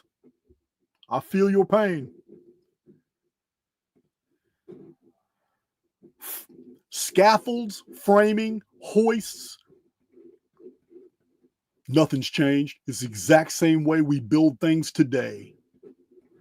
I've heard some really dumb arguments. Jason, they didn't have John Deeres and tractors and Caterpillars, and we only use the tractors to clear the land. That's the only thing tractors are used for. Once the land is clear and you can lay your foundation and you build up, every single tool that was used in the 1800s is still used today, even in skyscrapers. Every bit of it, the elevators, the hoists, the derricks, the pulley systems, every bit of it is still the same technology.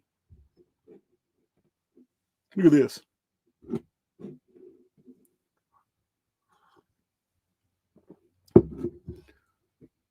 Guys, I'm telling you, that ship right there is Tartarian. B-U-L-L-S-H-I-T. That's bullshit. Let's see. Look at that.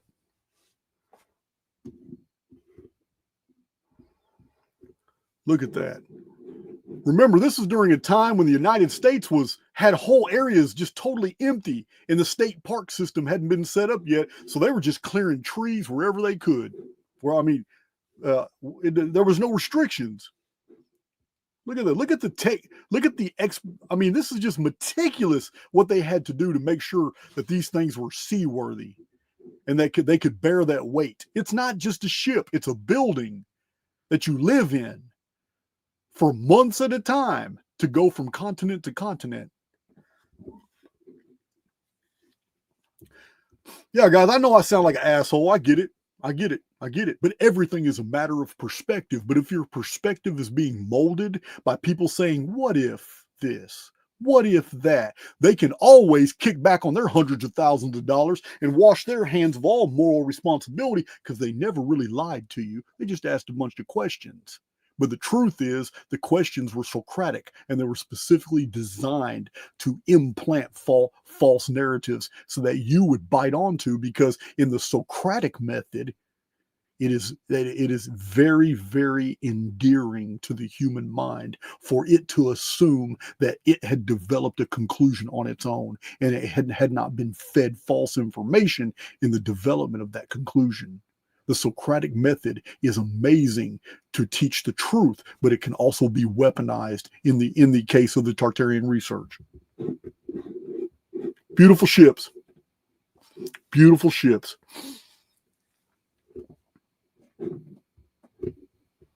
Yeah, it's just the engineer. Our engineering in the 1800s was amazing. It's just amazing, guys. That beauty right there. Pay attention. What's going on around these ships? What are those? They're cranes. What is a crane? Crane is technology the ancient Romans used. That's how primitive it is, and yet it still does the same thing. What does it do?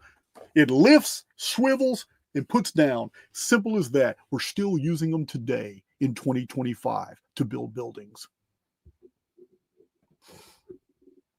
I found this picture really interesting. The reason I found it interesting is because of that tall SOB right there. He's pretty tall. Still a human, but he's a big, tall guy right there. Now, are they all standing on different things? That very well could be the case. I don't know. But he is kind of slightly bigger, his head and his hands. I don't know.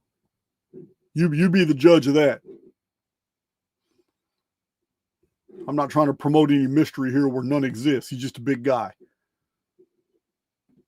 Look at this cross section of a ship.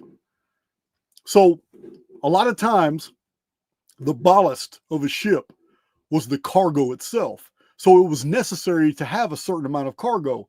And a lot of times ships, when they went to dock, they had harbor masters, and they had a shipmate that his job was to make sure that in unloading a ship, other wares were loaded in and the weight was distributed. It was very important if cargo was used as ballast.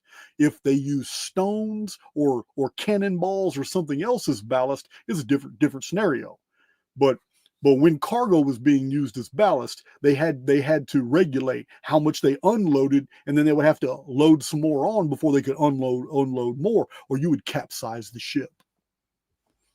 The center of weight had to be below the water. This is what displaced the water to allow buoyancy for very, very heavy ships. It's really simple. But the engineering required to make a building designed to be moved by the wind and to cross over the ocean and remain buoyant while carrying a tremendous amount of tonnage is far more superior engineering than building any building on ground. This isn't even technologically advanced. This is just a river barge. Look how they packed this river barge. Those are probably cotton or hay bales, but this is a river barge. Again, no technological sophistication here. It's using cranes, derricks. Look at this cross section. Look at the detail. I know you can't see it. It's kind of blurry to me too, but it's just immense detail in what went into making these ships. Remember, there were thousands and thousands of these ships all over the world, from the East India Company all the way going to Australia, the hundreds of ships in South Pacific that were sealing and whaling, the thousands of ships in Central and North America, all the thousands of ships on the coast of the Mediterranean, Greece and Europe, the Black Sea. Ships were everywhere. This level of detail is amazing. Yeah, this is far more advanced than a building on ground. It just is. I need to check my chat. It's been a while since I checked my chat. Running my mouth for nothing. All right. Let's see here. I didn't thank my moderators today. Yeah, all that woodwork is amazing. It's just totally amazing. Monica Farrow, chat is popping. Yeah, it probably is popping. I'm probably stepping on a bunch of toes.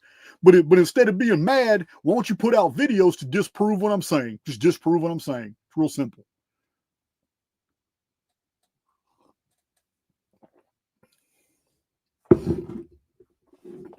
So the whole subject matter to my first video and this video here is there's no 1800s reset. That's it. So I don't know why anybody's getting mad. That's all I'm talking about. There's no reset in the 1800s, and all the evidence that's been shown across YouTube of all these anomalies in the capitals and all the buildings. There's no mystery here. World's Fairs, there's no mystery here. Why don't you find these books on the World's Fairs published in the 1890s and read them yourself? There's no mystery here. None. Quit letting people build for you mysteries where they do not exist by asking you a whole bunch of questions. Is this possible? What if? Yeah, man, what if for the Tooth Fairy? In Archaix, we're about data sets. And if you can't defend your position with data and it's just a bunch of supposition, then you're doing the right thing by remaining silent. But if you're mad at me, then do some videos to debunk this shit. Because I got a whole library packed full. I can unleash so many videos on the 1800s, it would become redundant. Or you could just do a little research yourself and find out it's all BS. So this is that the earlier video, in this video, and the next video are just about the 1800s. That's it. Then we're going to move on to the 1700s. We're gonna follow this stuff, but as far as the 1800s, it's all bullshit. Attention, the bullshit meter has detected major BS. Confirmed. That's definitely some bullshit. We're gonna get to the bottom of it. So we need to look at something else, because a lot of people probably don't know this.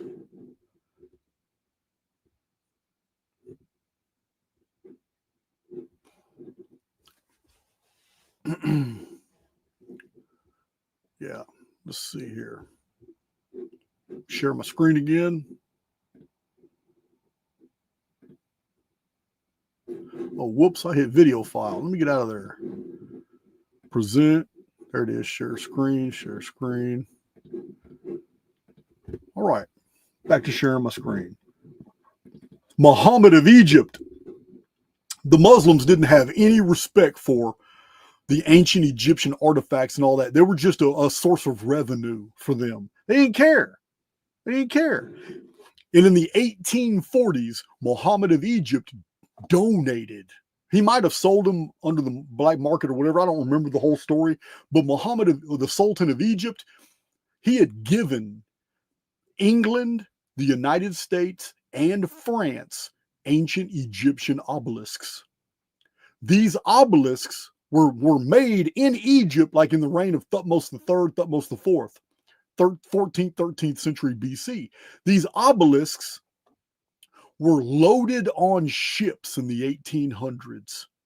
These are immense monoliths, heavy as hell, because these aren't like 1800s pillars, revivalist Doric, revivalist Corinthian, revivalist Ionic architecture that was hollow, steel frames. This was amazing weight, because these were solid quarried stone.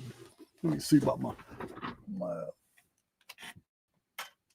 internet real quick. There we go. These were solid quarried stone. Now, one ended up in London, where it's photographed right here today. One ended up in New York, and one ended up in Paris. How did they end up there? A quarter of the world away from Egypt? Very simple. They were transported by ship, because we sure the hell didn't fly them. And it was done in the 1800s. There isn't a single structure in the United States built in the 1800s that has a stone as heavy as these obelisks. No, they're built out of smaller building materials that were easily manageable. Even all 51 capitals. All this so-called Tartarian architecture, it might have some giant pieces in there, but there's nothing in there the size of these obelisks. Not one solid piece of masonry. That's what we have. These are transported. So, also, for the World's Fairs, I know a lot of you still, fascinated with the World's Fairs, but for the World's Fair in Paris, see, this is Paris. See these buildings? Vins Rétif. I can't read that one there.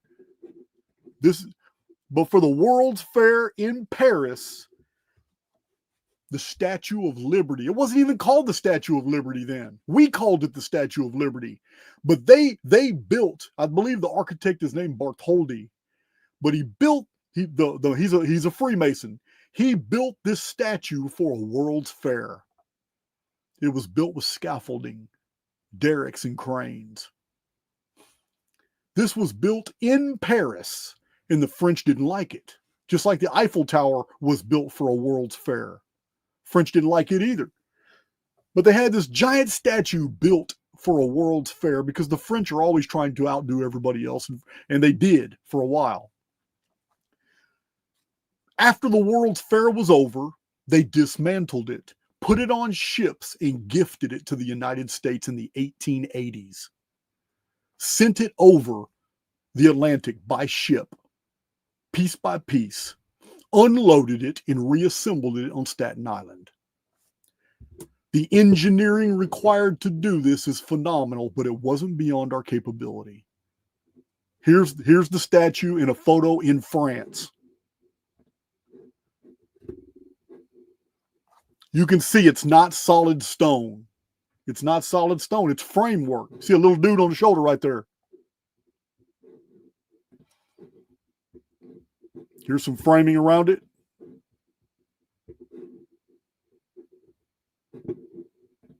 All right. I don't know what happened here. Let me see. Let's go to Scientific American. 18, what is that? I can't see what that is.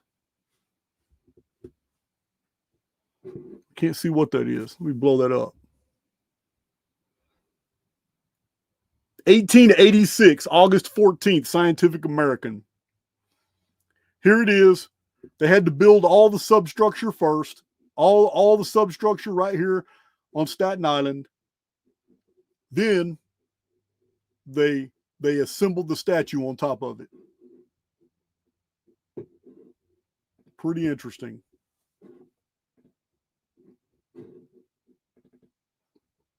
Let's see if y'all see this picture. Again.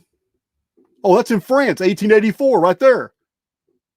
That's all French at the top. There it is, 1884. It's signed by the architect, Bartoli, right there. This is when it was still in France. It was built on a small platform. That's why it's not high in the sky like Staten Island. This is when it was standing in France, surrounded by the scaffolding. Here it is. Here it is, right here. After they removed the cannons that were all in the fort on the bottom. They took all the cannons out. They still had the batteries there. A lot of people call it a star fort. It's not. I've got pictures of actual star forts. That's nothing like a star fort.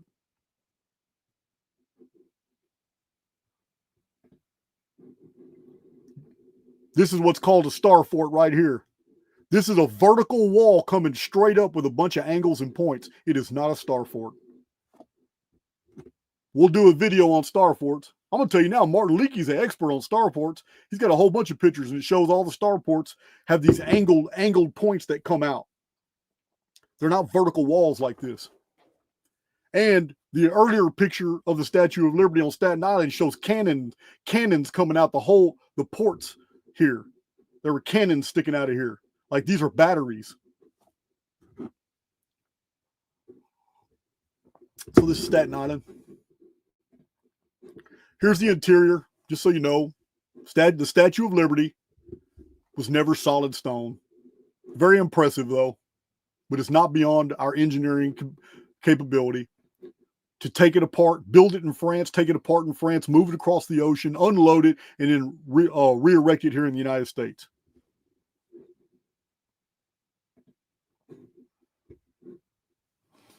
It's an aerial view of the head. Now, you know that we call it the Statue of Liberty, but those who've been listening to Archaix long enough, you know it's the statue of Apollo. This is Apollo.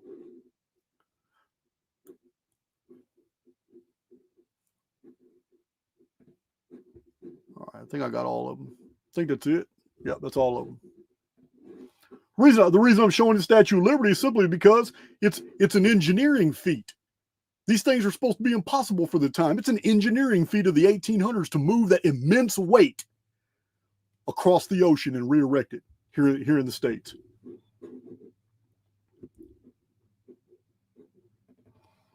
I don't know why people think all this stuff's impossible.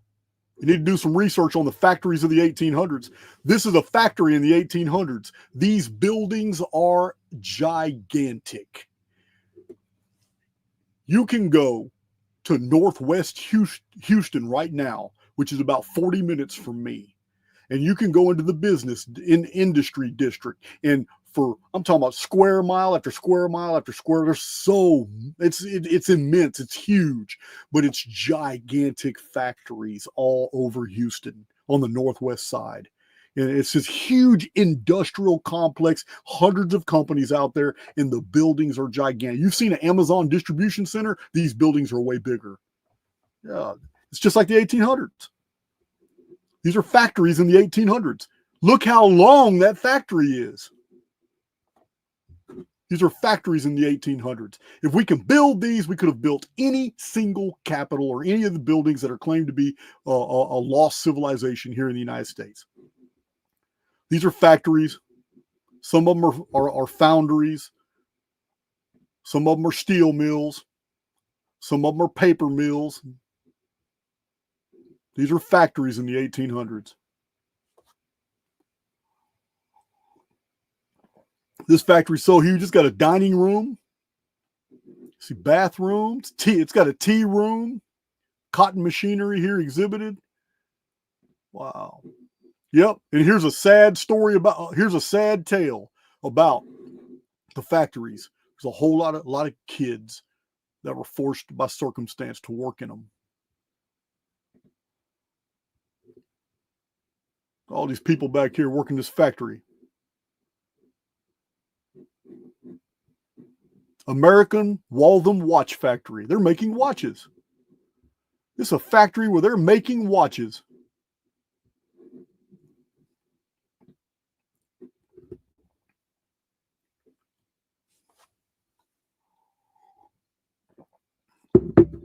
They're making molds. You see all these molds on the bottom? These are molds. These molds are made in a certain way. So when this molten ore comes down this flue in here, comes all the way down, by the time he gets it in here, that ore this is die casting. They're casting it right here. We don't know what the shape of the machine part is, but it's inside these deals. Or they could be making no, they're going to be making machine parts. There's no brick here. This is ore. 1800s factory. I don't even know what they're making here. Oh my God. There's a technologically advanced tin pail right there. Must be Tartarian. Another factory, 1800s. It's another factory in the 1800s. This is cotton or something. These are all empty spindles. They got no more thread on them. Here's the ones with thread still on them at the top. They're making fabric. This is textiles. Man, they're so young. This is a factory. They're all making something.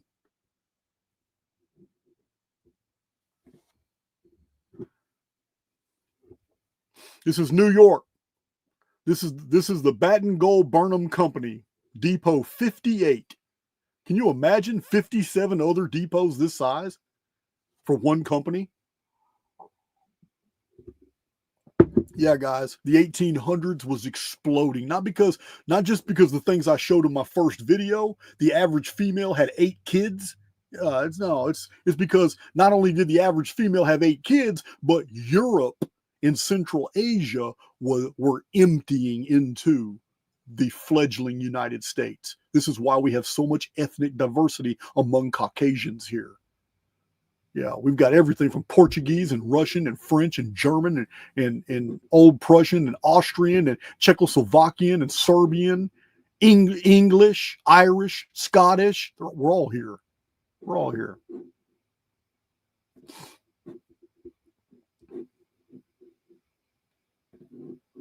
Oh, that's a really good picture. I mean, even the machinery had decorations to it.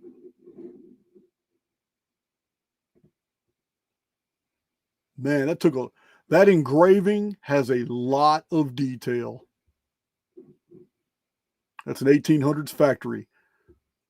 Look at all these smokestacks from the 1800s. Another 1800s factory. Giant gears. Here's a photo almost of the exact same thing we just saw in illustration. I don't know if that's rubber or fabric on those belts. Now these belts might be canvas. I don't know. More industry was going. Yeah, industry was going. Look at that smokestack. That smokestack right there. That smokestack is more sophisticated than any of these pillars that are seen on these buildings that are called Tartarian. Another factory.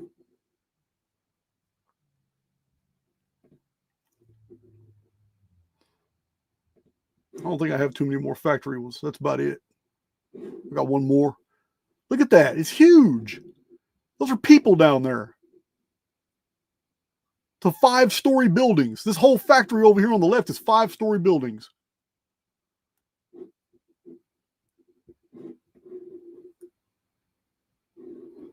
It's a factory. And that's the last picture. So as you can tell, I'm providing these examples. I'm providing these examples to show you that industry was well alive all through the 1800s. We had the capacity and the knowledge, the engineering, the expertise, and the history that led up to our abilities to build all these amazing ships, amazing structures. Every bit of this was in our capacity. There is no lost former civilization in North America to rely on for mysteries that are being created and manufactured and are not genuine. There are no mysteries here. We flooded since the 1620s. Europeans have been flooding North America.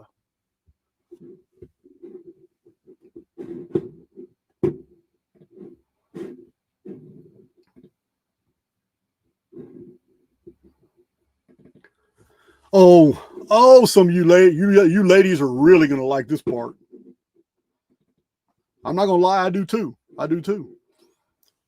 Sears Roebuck from the 1890s. I have to show it because you have to see.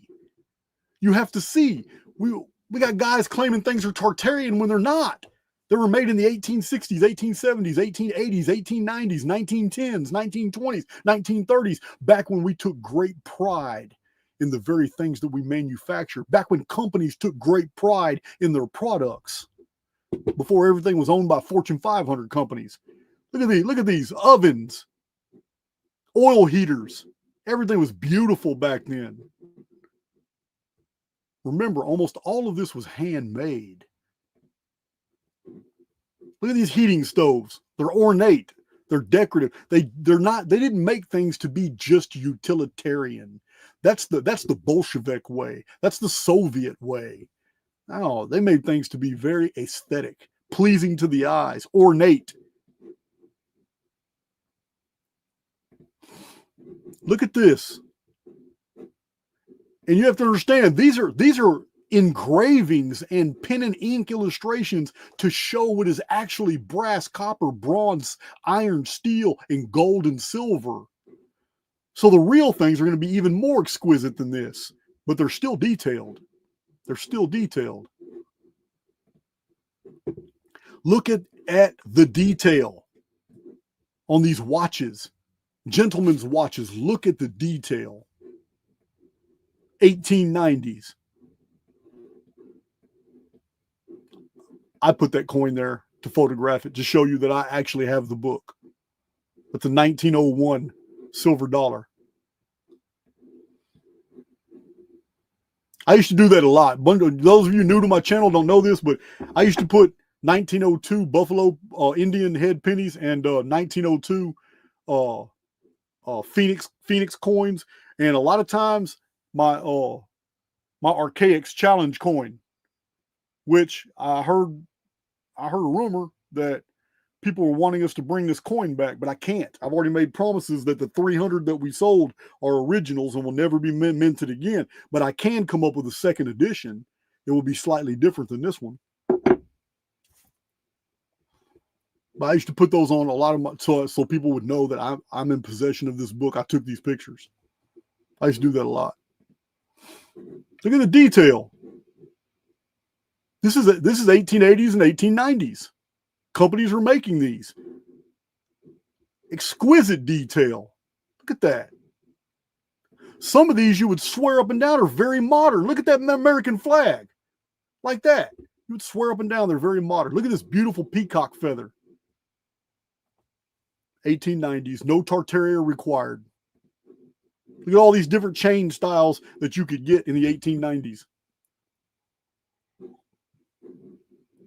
Doesn't look any different than a modern jewelry store. As a matter of fact, I can pretty much guarantee that these are of higher quality than you can get in the most expensive jewelry shops today.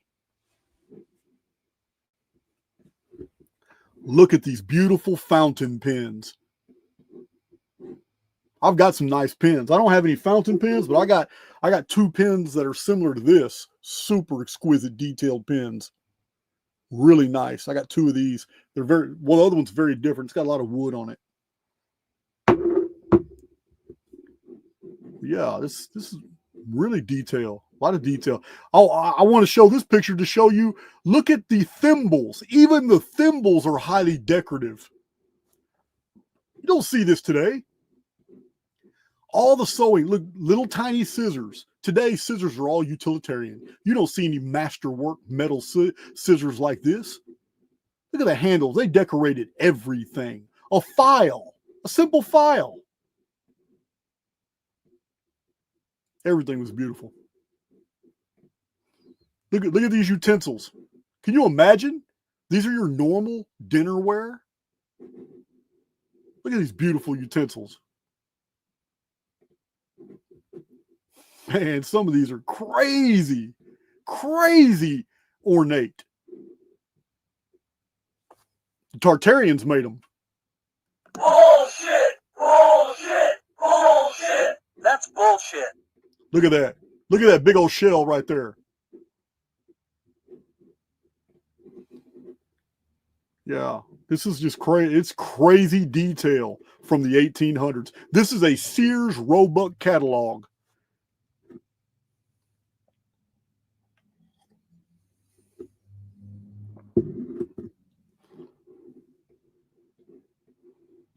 I've shown some of these because I own them. In prior videos, I've held them up and shown people that I've got some of these utensils. I collect antiques. I've got about 5 or 6 specimens of these silver spoons that look a lot like these. Clocks, all very exquisite. Look at the detail on these clocks. Made in the sold in the catalog in the 1890s, right here.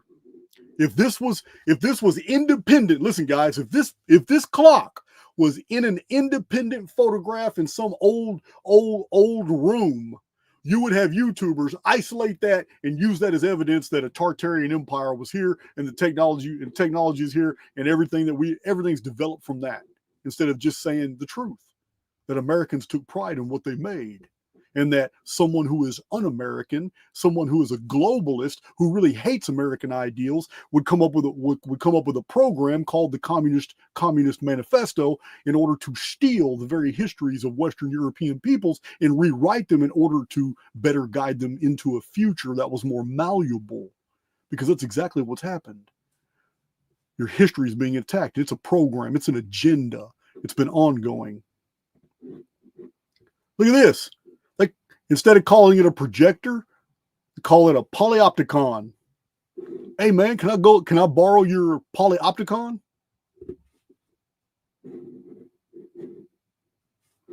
Can I borrow your polyopticon, please? Look at the pianos. Handmade. The keys were ivory. Handmade pianos. The engineering required to make a piano would be equal to the engineering to build a building.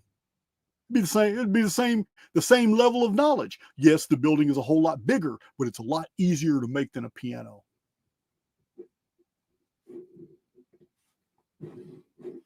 These aren't just guns. Look at that. Look at the design work, the metal work. They took great pride in everything they did. Everything handmade, handcrafted. I have some lamps like this. Mine are not in good shape. But look at these. Exquisite detail.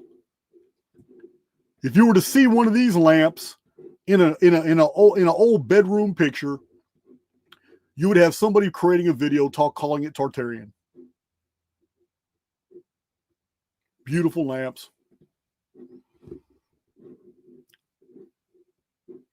These are day carriages. The wife would get in a carriage, go out and do her things in the city. Look at this. It's not, these aren't just utilitarian. They're floral, they're decorative, they're designed with aesthetics in mind.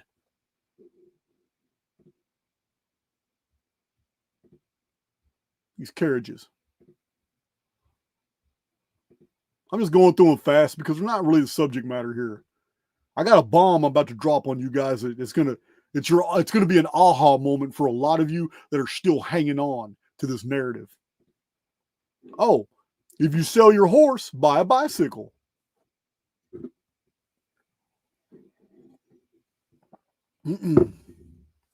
Look at this engraving of just a guy's office. This may be his study. Look at, man, I envy that. Everything in there is exquisite.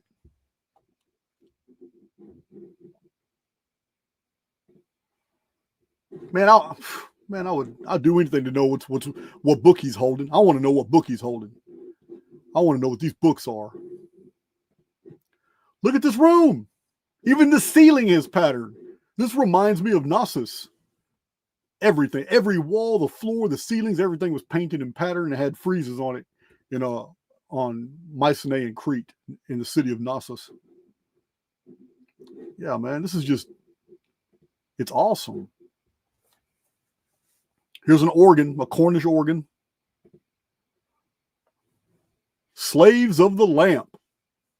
It's a short story showing all these little lamps. I have a bunch of these lamps. I've showed them off on my channel in different videos. I have a bunch. The lamps have not changed. They still sell lamps exactly like this at Hobby Lobby.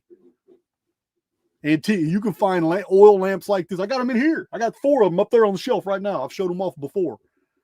Yeah, those lamps are they're a must-have. Always keep reels of wick. Look at this. Beautiful. Everything in here is just beautiful. I don't know what happened to my. Let me get back in there. You're not gonna kick me out of my file. Here we go. Look at that. Look at that. It's beautiful. These are Tartarian spoons. Ah, you gotta be kidding me! That's 3 gallons of bullshit in a 2-gallon bucket! There they are. Look at those spoons. Fisheries, building, manufacturing, liberal arts. Yeah, man. Look at that. Look at that organ.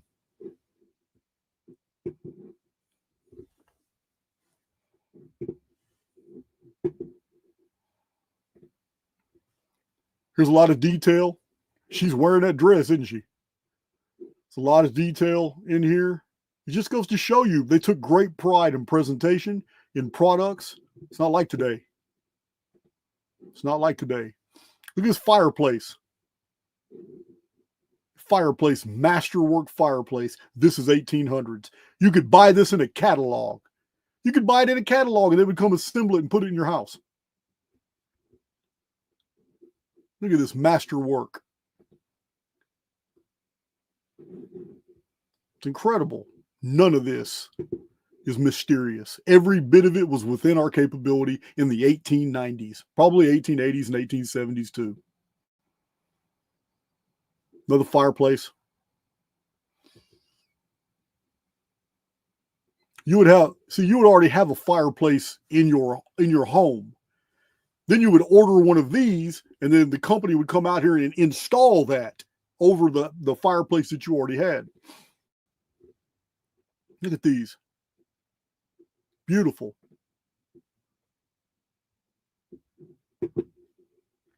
Took great pride in what they did. That's steam powered something. And that particular steam boiler, that steam boiler right there is on wheels. So that's pretty interesting. They would need to move that around somewhere else to provide power somewhere else.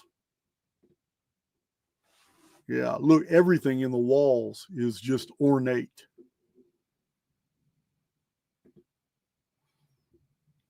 I can't believe some of the detail in some of these illustrations. Some of the detail is just amazing. You can barely even blow it up. This is France.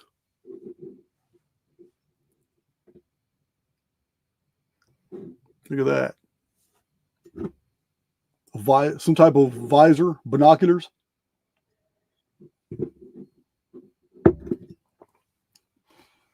I don't even know what she's looking at, her and her daughter. It has an engineering function. I see pulleys and I see wheels within wheels, hydraulics, I guess. I don't know what she's looking at. Here's another one. Look at that. This is one of the World's Fairs, Japan and Siam, whatever, exhibition.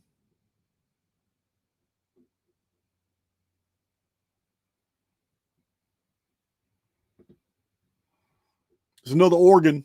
Look at that. That is sophisticated. The organs, the pianos, that's real high sophistication in the 1800s. And the technical know-how is probably superior than just building a building. Just like shipmaking. Wainwrights had to have way more engineering knowledge than architects. Beautiful organ. I don't know what that wagon does. but it seems to have levers on it. I don't know what it does. This statue dates to 1862, but if somebody, you know, took a photograph of the actual one wherever it's at, they would do a video on Tartaria. All this is 1890s. Look at that. It's amazing.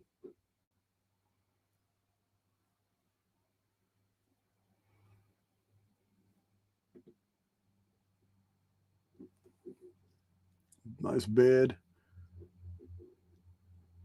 Wow. You're weaving something. This is a loom. What you're looking at is a loom. Weaving something, though. I don't know what kind of textile. Man, that is so exquisite. That's micro detail.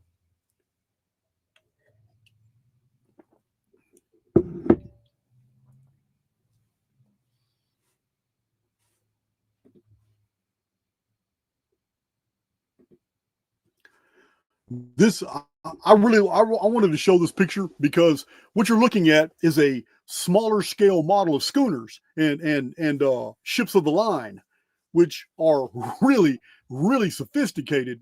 However, these are miniature volumes that remain true to the engineering. It's that's incredible. They're still too heavy for a man to pick up, but those are scale models of ships, and it's just the technical expertise required to even make these models is astounding. You're not going to make one today. I'm not going to make one today.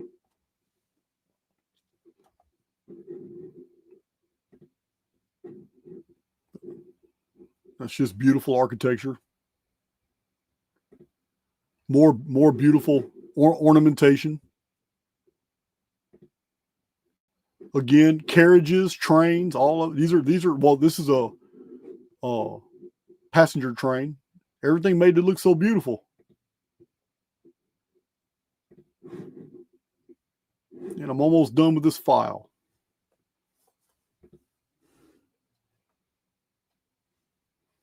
I don't know what that machine's making, but it looks like it's weaving some type of floral tapestry. This is the Brazil exhibition. Everything's under these glass cases, just like a shopping mall today. No different. No mystery here. Western Australia exhibition. Dun Mountain Coffee Mining Company Limited. So I wanted to show you that file to so you have a good idea, if you've never seen these before, of if you just have a good idea of the state of aesthetics that we had attained. Yeah, a lot of these guys are telling you that all this highly ornate and all that stuff is super ancient and goes back to a pre-American civilization. No, it does not. It is 100% American, every bit of it. The reason you don't know that is because our enemies have done a very, very good job making us forget not only who we are, but where we came from and what our past capabilities are. Yeah, they did it fast too. They did it fast because these are the accomplishments of our grandfathers' grandfathers, and we've already forgot and created all these fictitious narratives claiming that we aren't even attached to the very things that we find in the historical record. It's crazy. It's absolutely insane.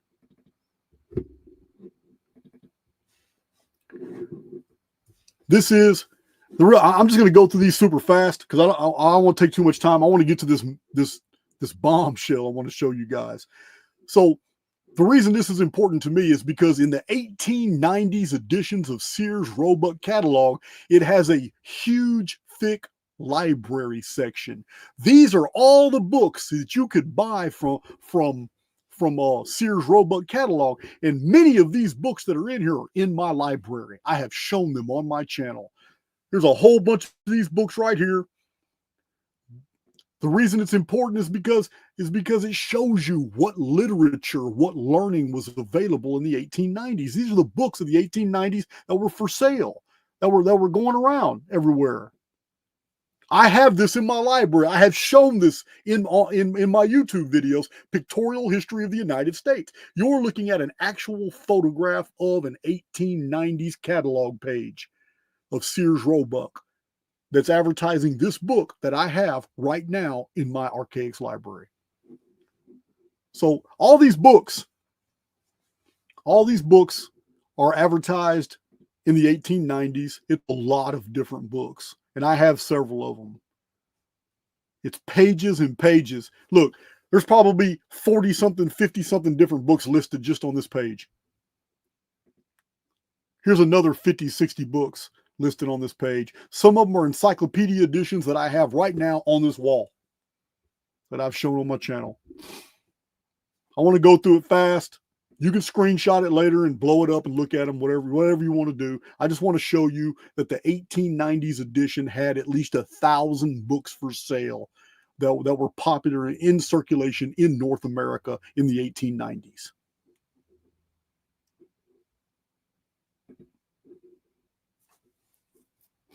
I'm pretty sure out of all these, it's more than 1,000 books, but I'm pretty sure there isn't a single book of Tartaria anywhere in here. This is the New York Public Library. Look at all those books. This is only a piece of it, a portion of it. That's not the subject matter of this deal anyway. I just wanted to show that picture. So we've been going for 2 hours and 20 minutes. Jason, let's get to the point. Let's get to the point. So what you're looking at now, this is 1800s technology. This is the technology in the 1800s by which we hoisted and moved very heavy objects. Here it is. We have winches, cranes, hoists, derricks, all kinds of things. It's steam powered here. Look at them. This is 1800s, guys. 1800s. It's very important that you recognize this fact. This is what we were using to build with in the 1800s. Look at this. Do you see the block and tackle? Do you see the chains? They're suspended from a crane right here. This is not the 1800s. This is in the early 1900s, but it's the exact same engineering. It hasn't changed a bit. Scaffolding right here. Charlie's Designs. Look at the scaffolding. More scaffolding.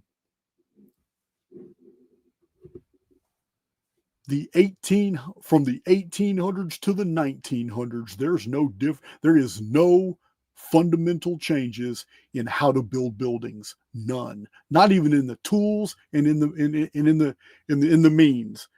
There are two changes, but they're not fundamental. Those two changes I'm about to show you in a minute. They're not changes in substance. They're changes in degree. Same technology as the 1800s is the same technology we build skyscrapers today. Same technology.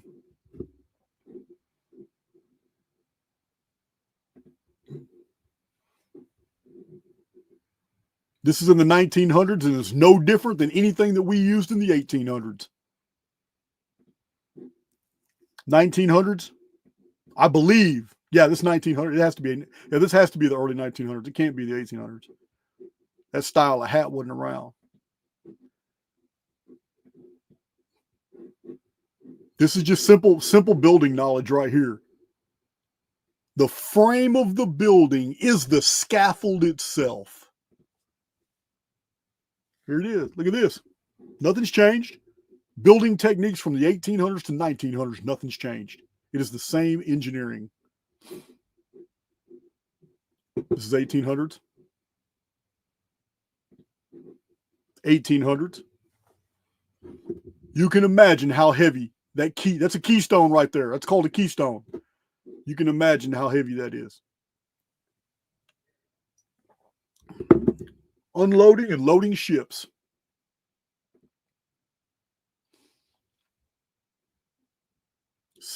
Simple engineering to move very heavy weight.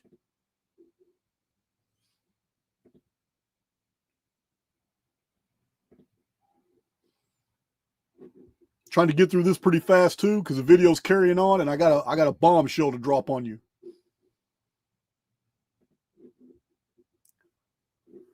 Look at the size of that thing. 1800s.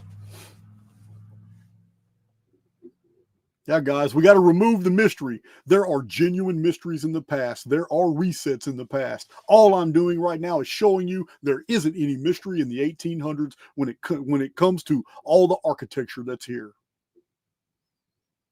Architecture dates from the 1600s, the 1700s, and the 1800s. If there's any architecture in North America from the 1500s, it would be the early Spanish colonial, the conquistadors and stuff like that. And then that removes Western. Then we have, we already know the Toltec, the Zapotec, the Aztec. We already know the mound builders, the mound builder civilization, Chaco Canyon. We have a lot of that type of architecture. And then we have some sporadic random Viking architecture that's been left over from almost 1,000 years ago. Scaffolding. What do you see here? Scaffolds, cranes. Look at these derricks. Come on. It's the same thing, the same way that we made buildings in the 1800s is the same way we make buildings today. There's been no change. The change is not substantive. The change is in degree, as I'm going to show you. Again, simple cranes. Block and tackle cranes. This is the technology of the 1800s, and it's the same as today. So, what is the next section? We're going to get to the next section here in a minute.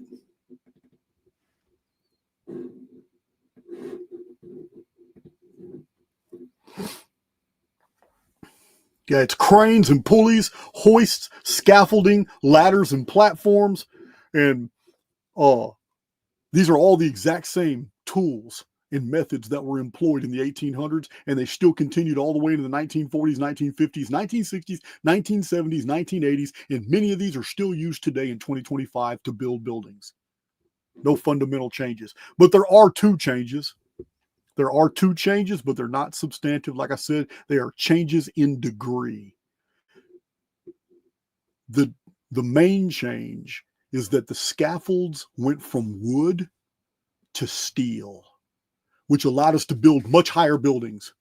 As soon as we changed our scaffolds from wood and started using steel frame scaffolds, we instantly started going with steel frame buildings. This is why we have the skyscrapers. The other change is a real simple change. The derricks, cranes, and hoists are no longer man-powered or man-powered with winches. Now they're mechanized. Those are the only two changes. The same technology that existed in 1850 to build buildings is the same technology still being used in 1950 to build skyscrapers. Nothing's changed.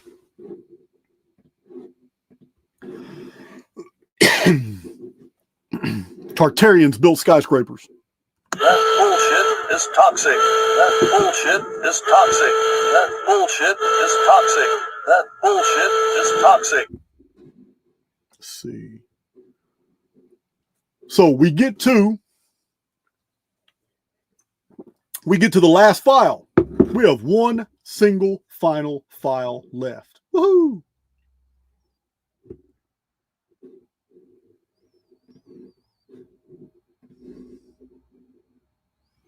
We got one file left. And this is the one. This is the one that should wake you up.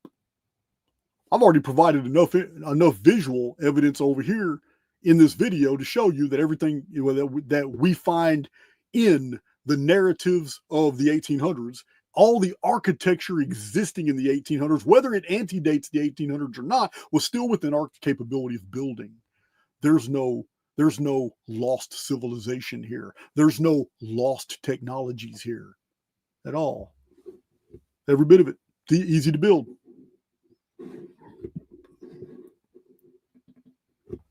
Let's get into this. Let's get into this. Share my screen. Present. Share screen.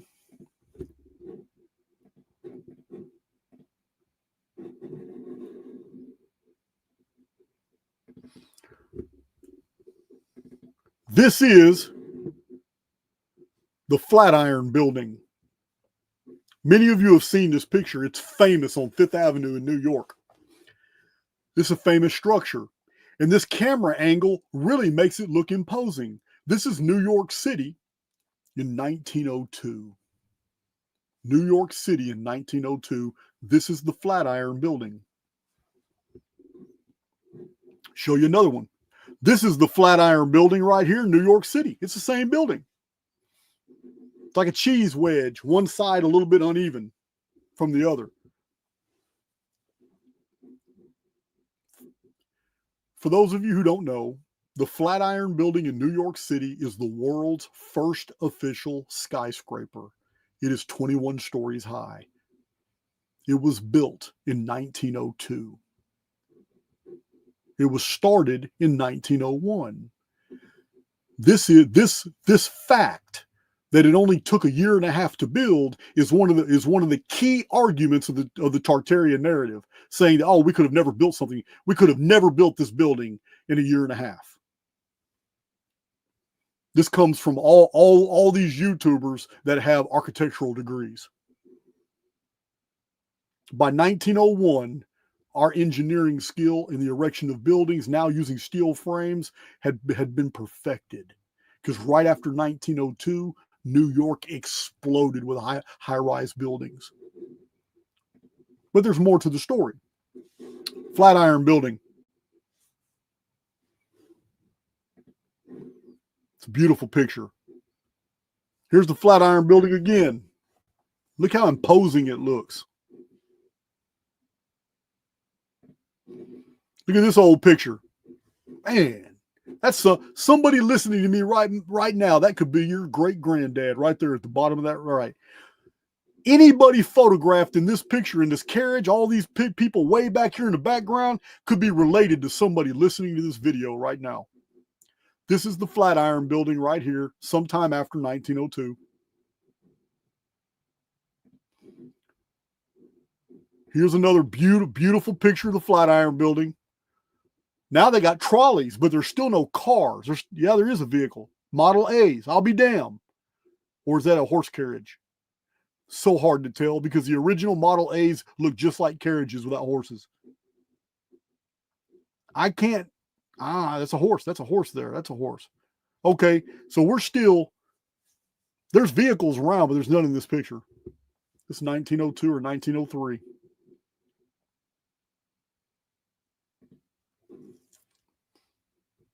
Now, this one's later because you got vehicles. Trolleys are everywhere. And you got vehicles and you got more buildings being built in the background. This is also the Flatiron Building. So, Jason, where's the mystery? Yeah, it's an impressive building, but you're not really proving anything with this. Aha.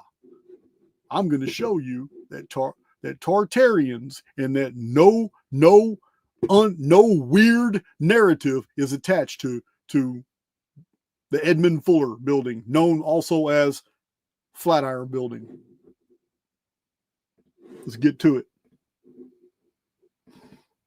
So the facade is beautiful. Look at this detail on the Flatiron Building. Now, these are AC units hanging out these windows here. But look at the facade that goes back to 1901 and 1902. Look, this face is different than this face. Beautiful facades. But for those who are in architecture and you know your business, you will know that the facades are pre-manufactured. They're made somewhere else. Then they're transported here and they're put into their proper places. The building could have been built without the facades. It could have been completely ornate. It could have been utilitarian, but it wasn't. They still took great pride back then. But a whole different company would have been making the facades while a different company was putting the framing up, and then the cranes, and then sending building materials to the top. And again, Jason, that all sounds good, but we need more evidence. So let me show it.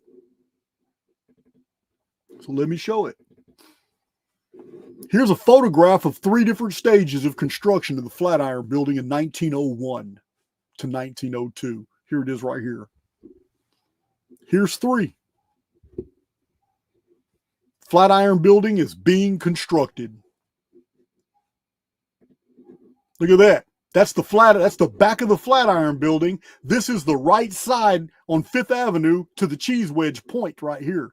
This is it. That's the same American flag right here, where right there that you saw that was on the far right of the earlier picture. This is Flatiron Building under construction. No technology, no advanced technology required. Flatiron Building. Look at all that. No advanced technology required. Under construction. No advanced technology required.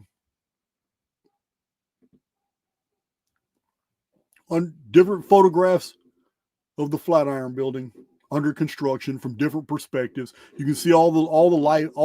It's the tallest building in New York. It's the first skyscraper. Beautiful pictures. Built by an advanced civilization before America. Oh, no, you get it back, some bullshit. So, all that sounds good, but we need some more proof. So I'm going to show it to you. This is the year 1900. That's where the Flatiron Building was built. This had to get torn down. Porous Plaster Company right here in Swift Specific little general store right here on the corner had to get torn down in order to build the Flatiron.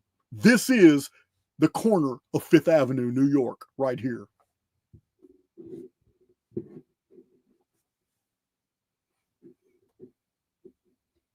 There it is right there. This is before they built the Flatiron Building. No previous technological civilization, no Tartarian, nothing, none of that. No mystery here whatsoever. This is a photograph of the exact same building in the 1890s, looking straight at the corner of the Cheese Wedge on 5th Avenue. That's a straight shot of photograph right there. This is before. This is sometime in the 1890s. It is before the Flatiron building was made. They cleared it out in 1901. They built all of 1901 and 1902. They were done. 21-story building, first official skyscraper in the world.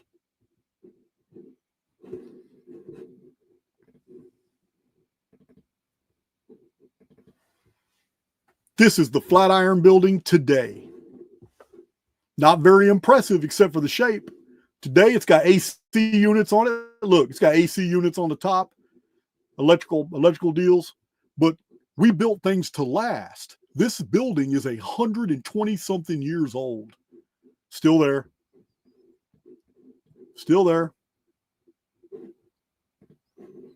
Not very impressive now. Surrounded by a bunch of tall buildings and hotels. Still has that beautiful facade. There it is again. You know this is a modern picture. This dude's holding a cell phone on this picture.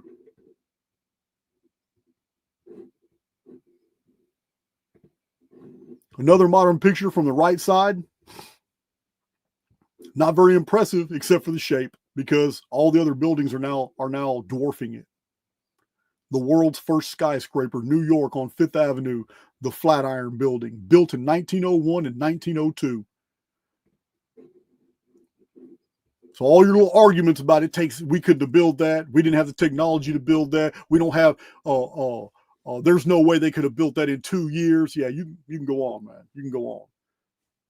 Yeah, there's something mysterious here. We're not, we just don't know what it is, but there's a mystery here. No, they're just trying to get you to doubt your own pedigree, your own history, and the accomplishments of your great grandfathers. That's what they're trying to do. Hey, you over there, don't bring that over here. That's bullshit. Here's the Fuller Building here. Again.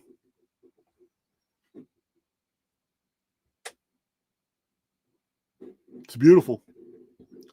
123-year-old structure. The facade is still intact. It's beautiful. It's the world's first skyscraper.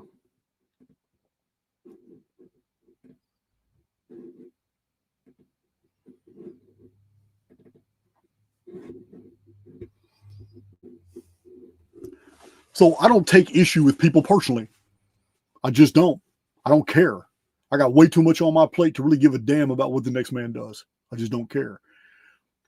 But what's happening is becoming systemic, especially with the advent of AI. Now another tool in the toolbox of the controllers is being unleashed in the form of videos that are using all this AI to promote a false version of history to get you to doubt all kinds of things that you are attached to. That's my point here. That's my point. There are genuine mysteries in the past, but they're not in the 1800s. What's happening in the 1800s is a very wealthy minority of people are trying to take over a majority, and they're trying to do it by stealing their history and erasing history so the people they're trying to take over don't know everything they've done against them in the past. And a lot of YouTube channels are helping them do it. That's my presentation, guys. I'm done with it.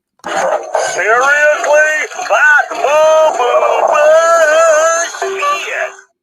Yeah, man. My dad gave me that. I still haven't heard all of them. It's got a whole bunch of bullshit deals to it. All right, let's see. I'm going to remove that. I'm back in. Man. This is video number 2. I still haven't even pulled the books from my library on the 1860s except for these 2 right here on the World's Fairs. I still have not even shown you guys all the books I have from 1866 to 1899.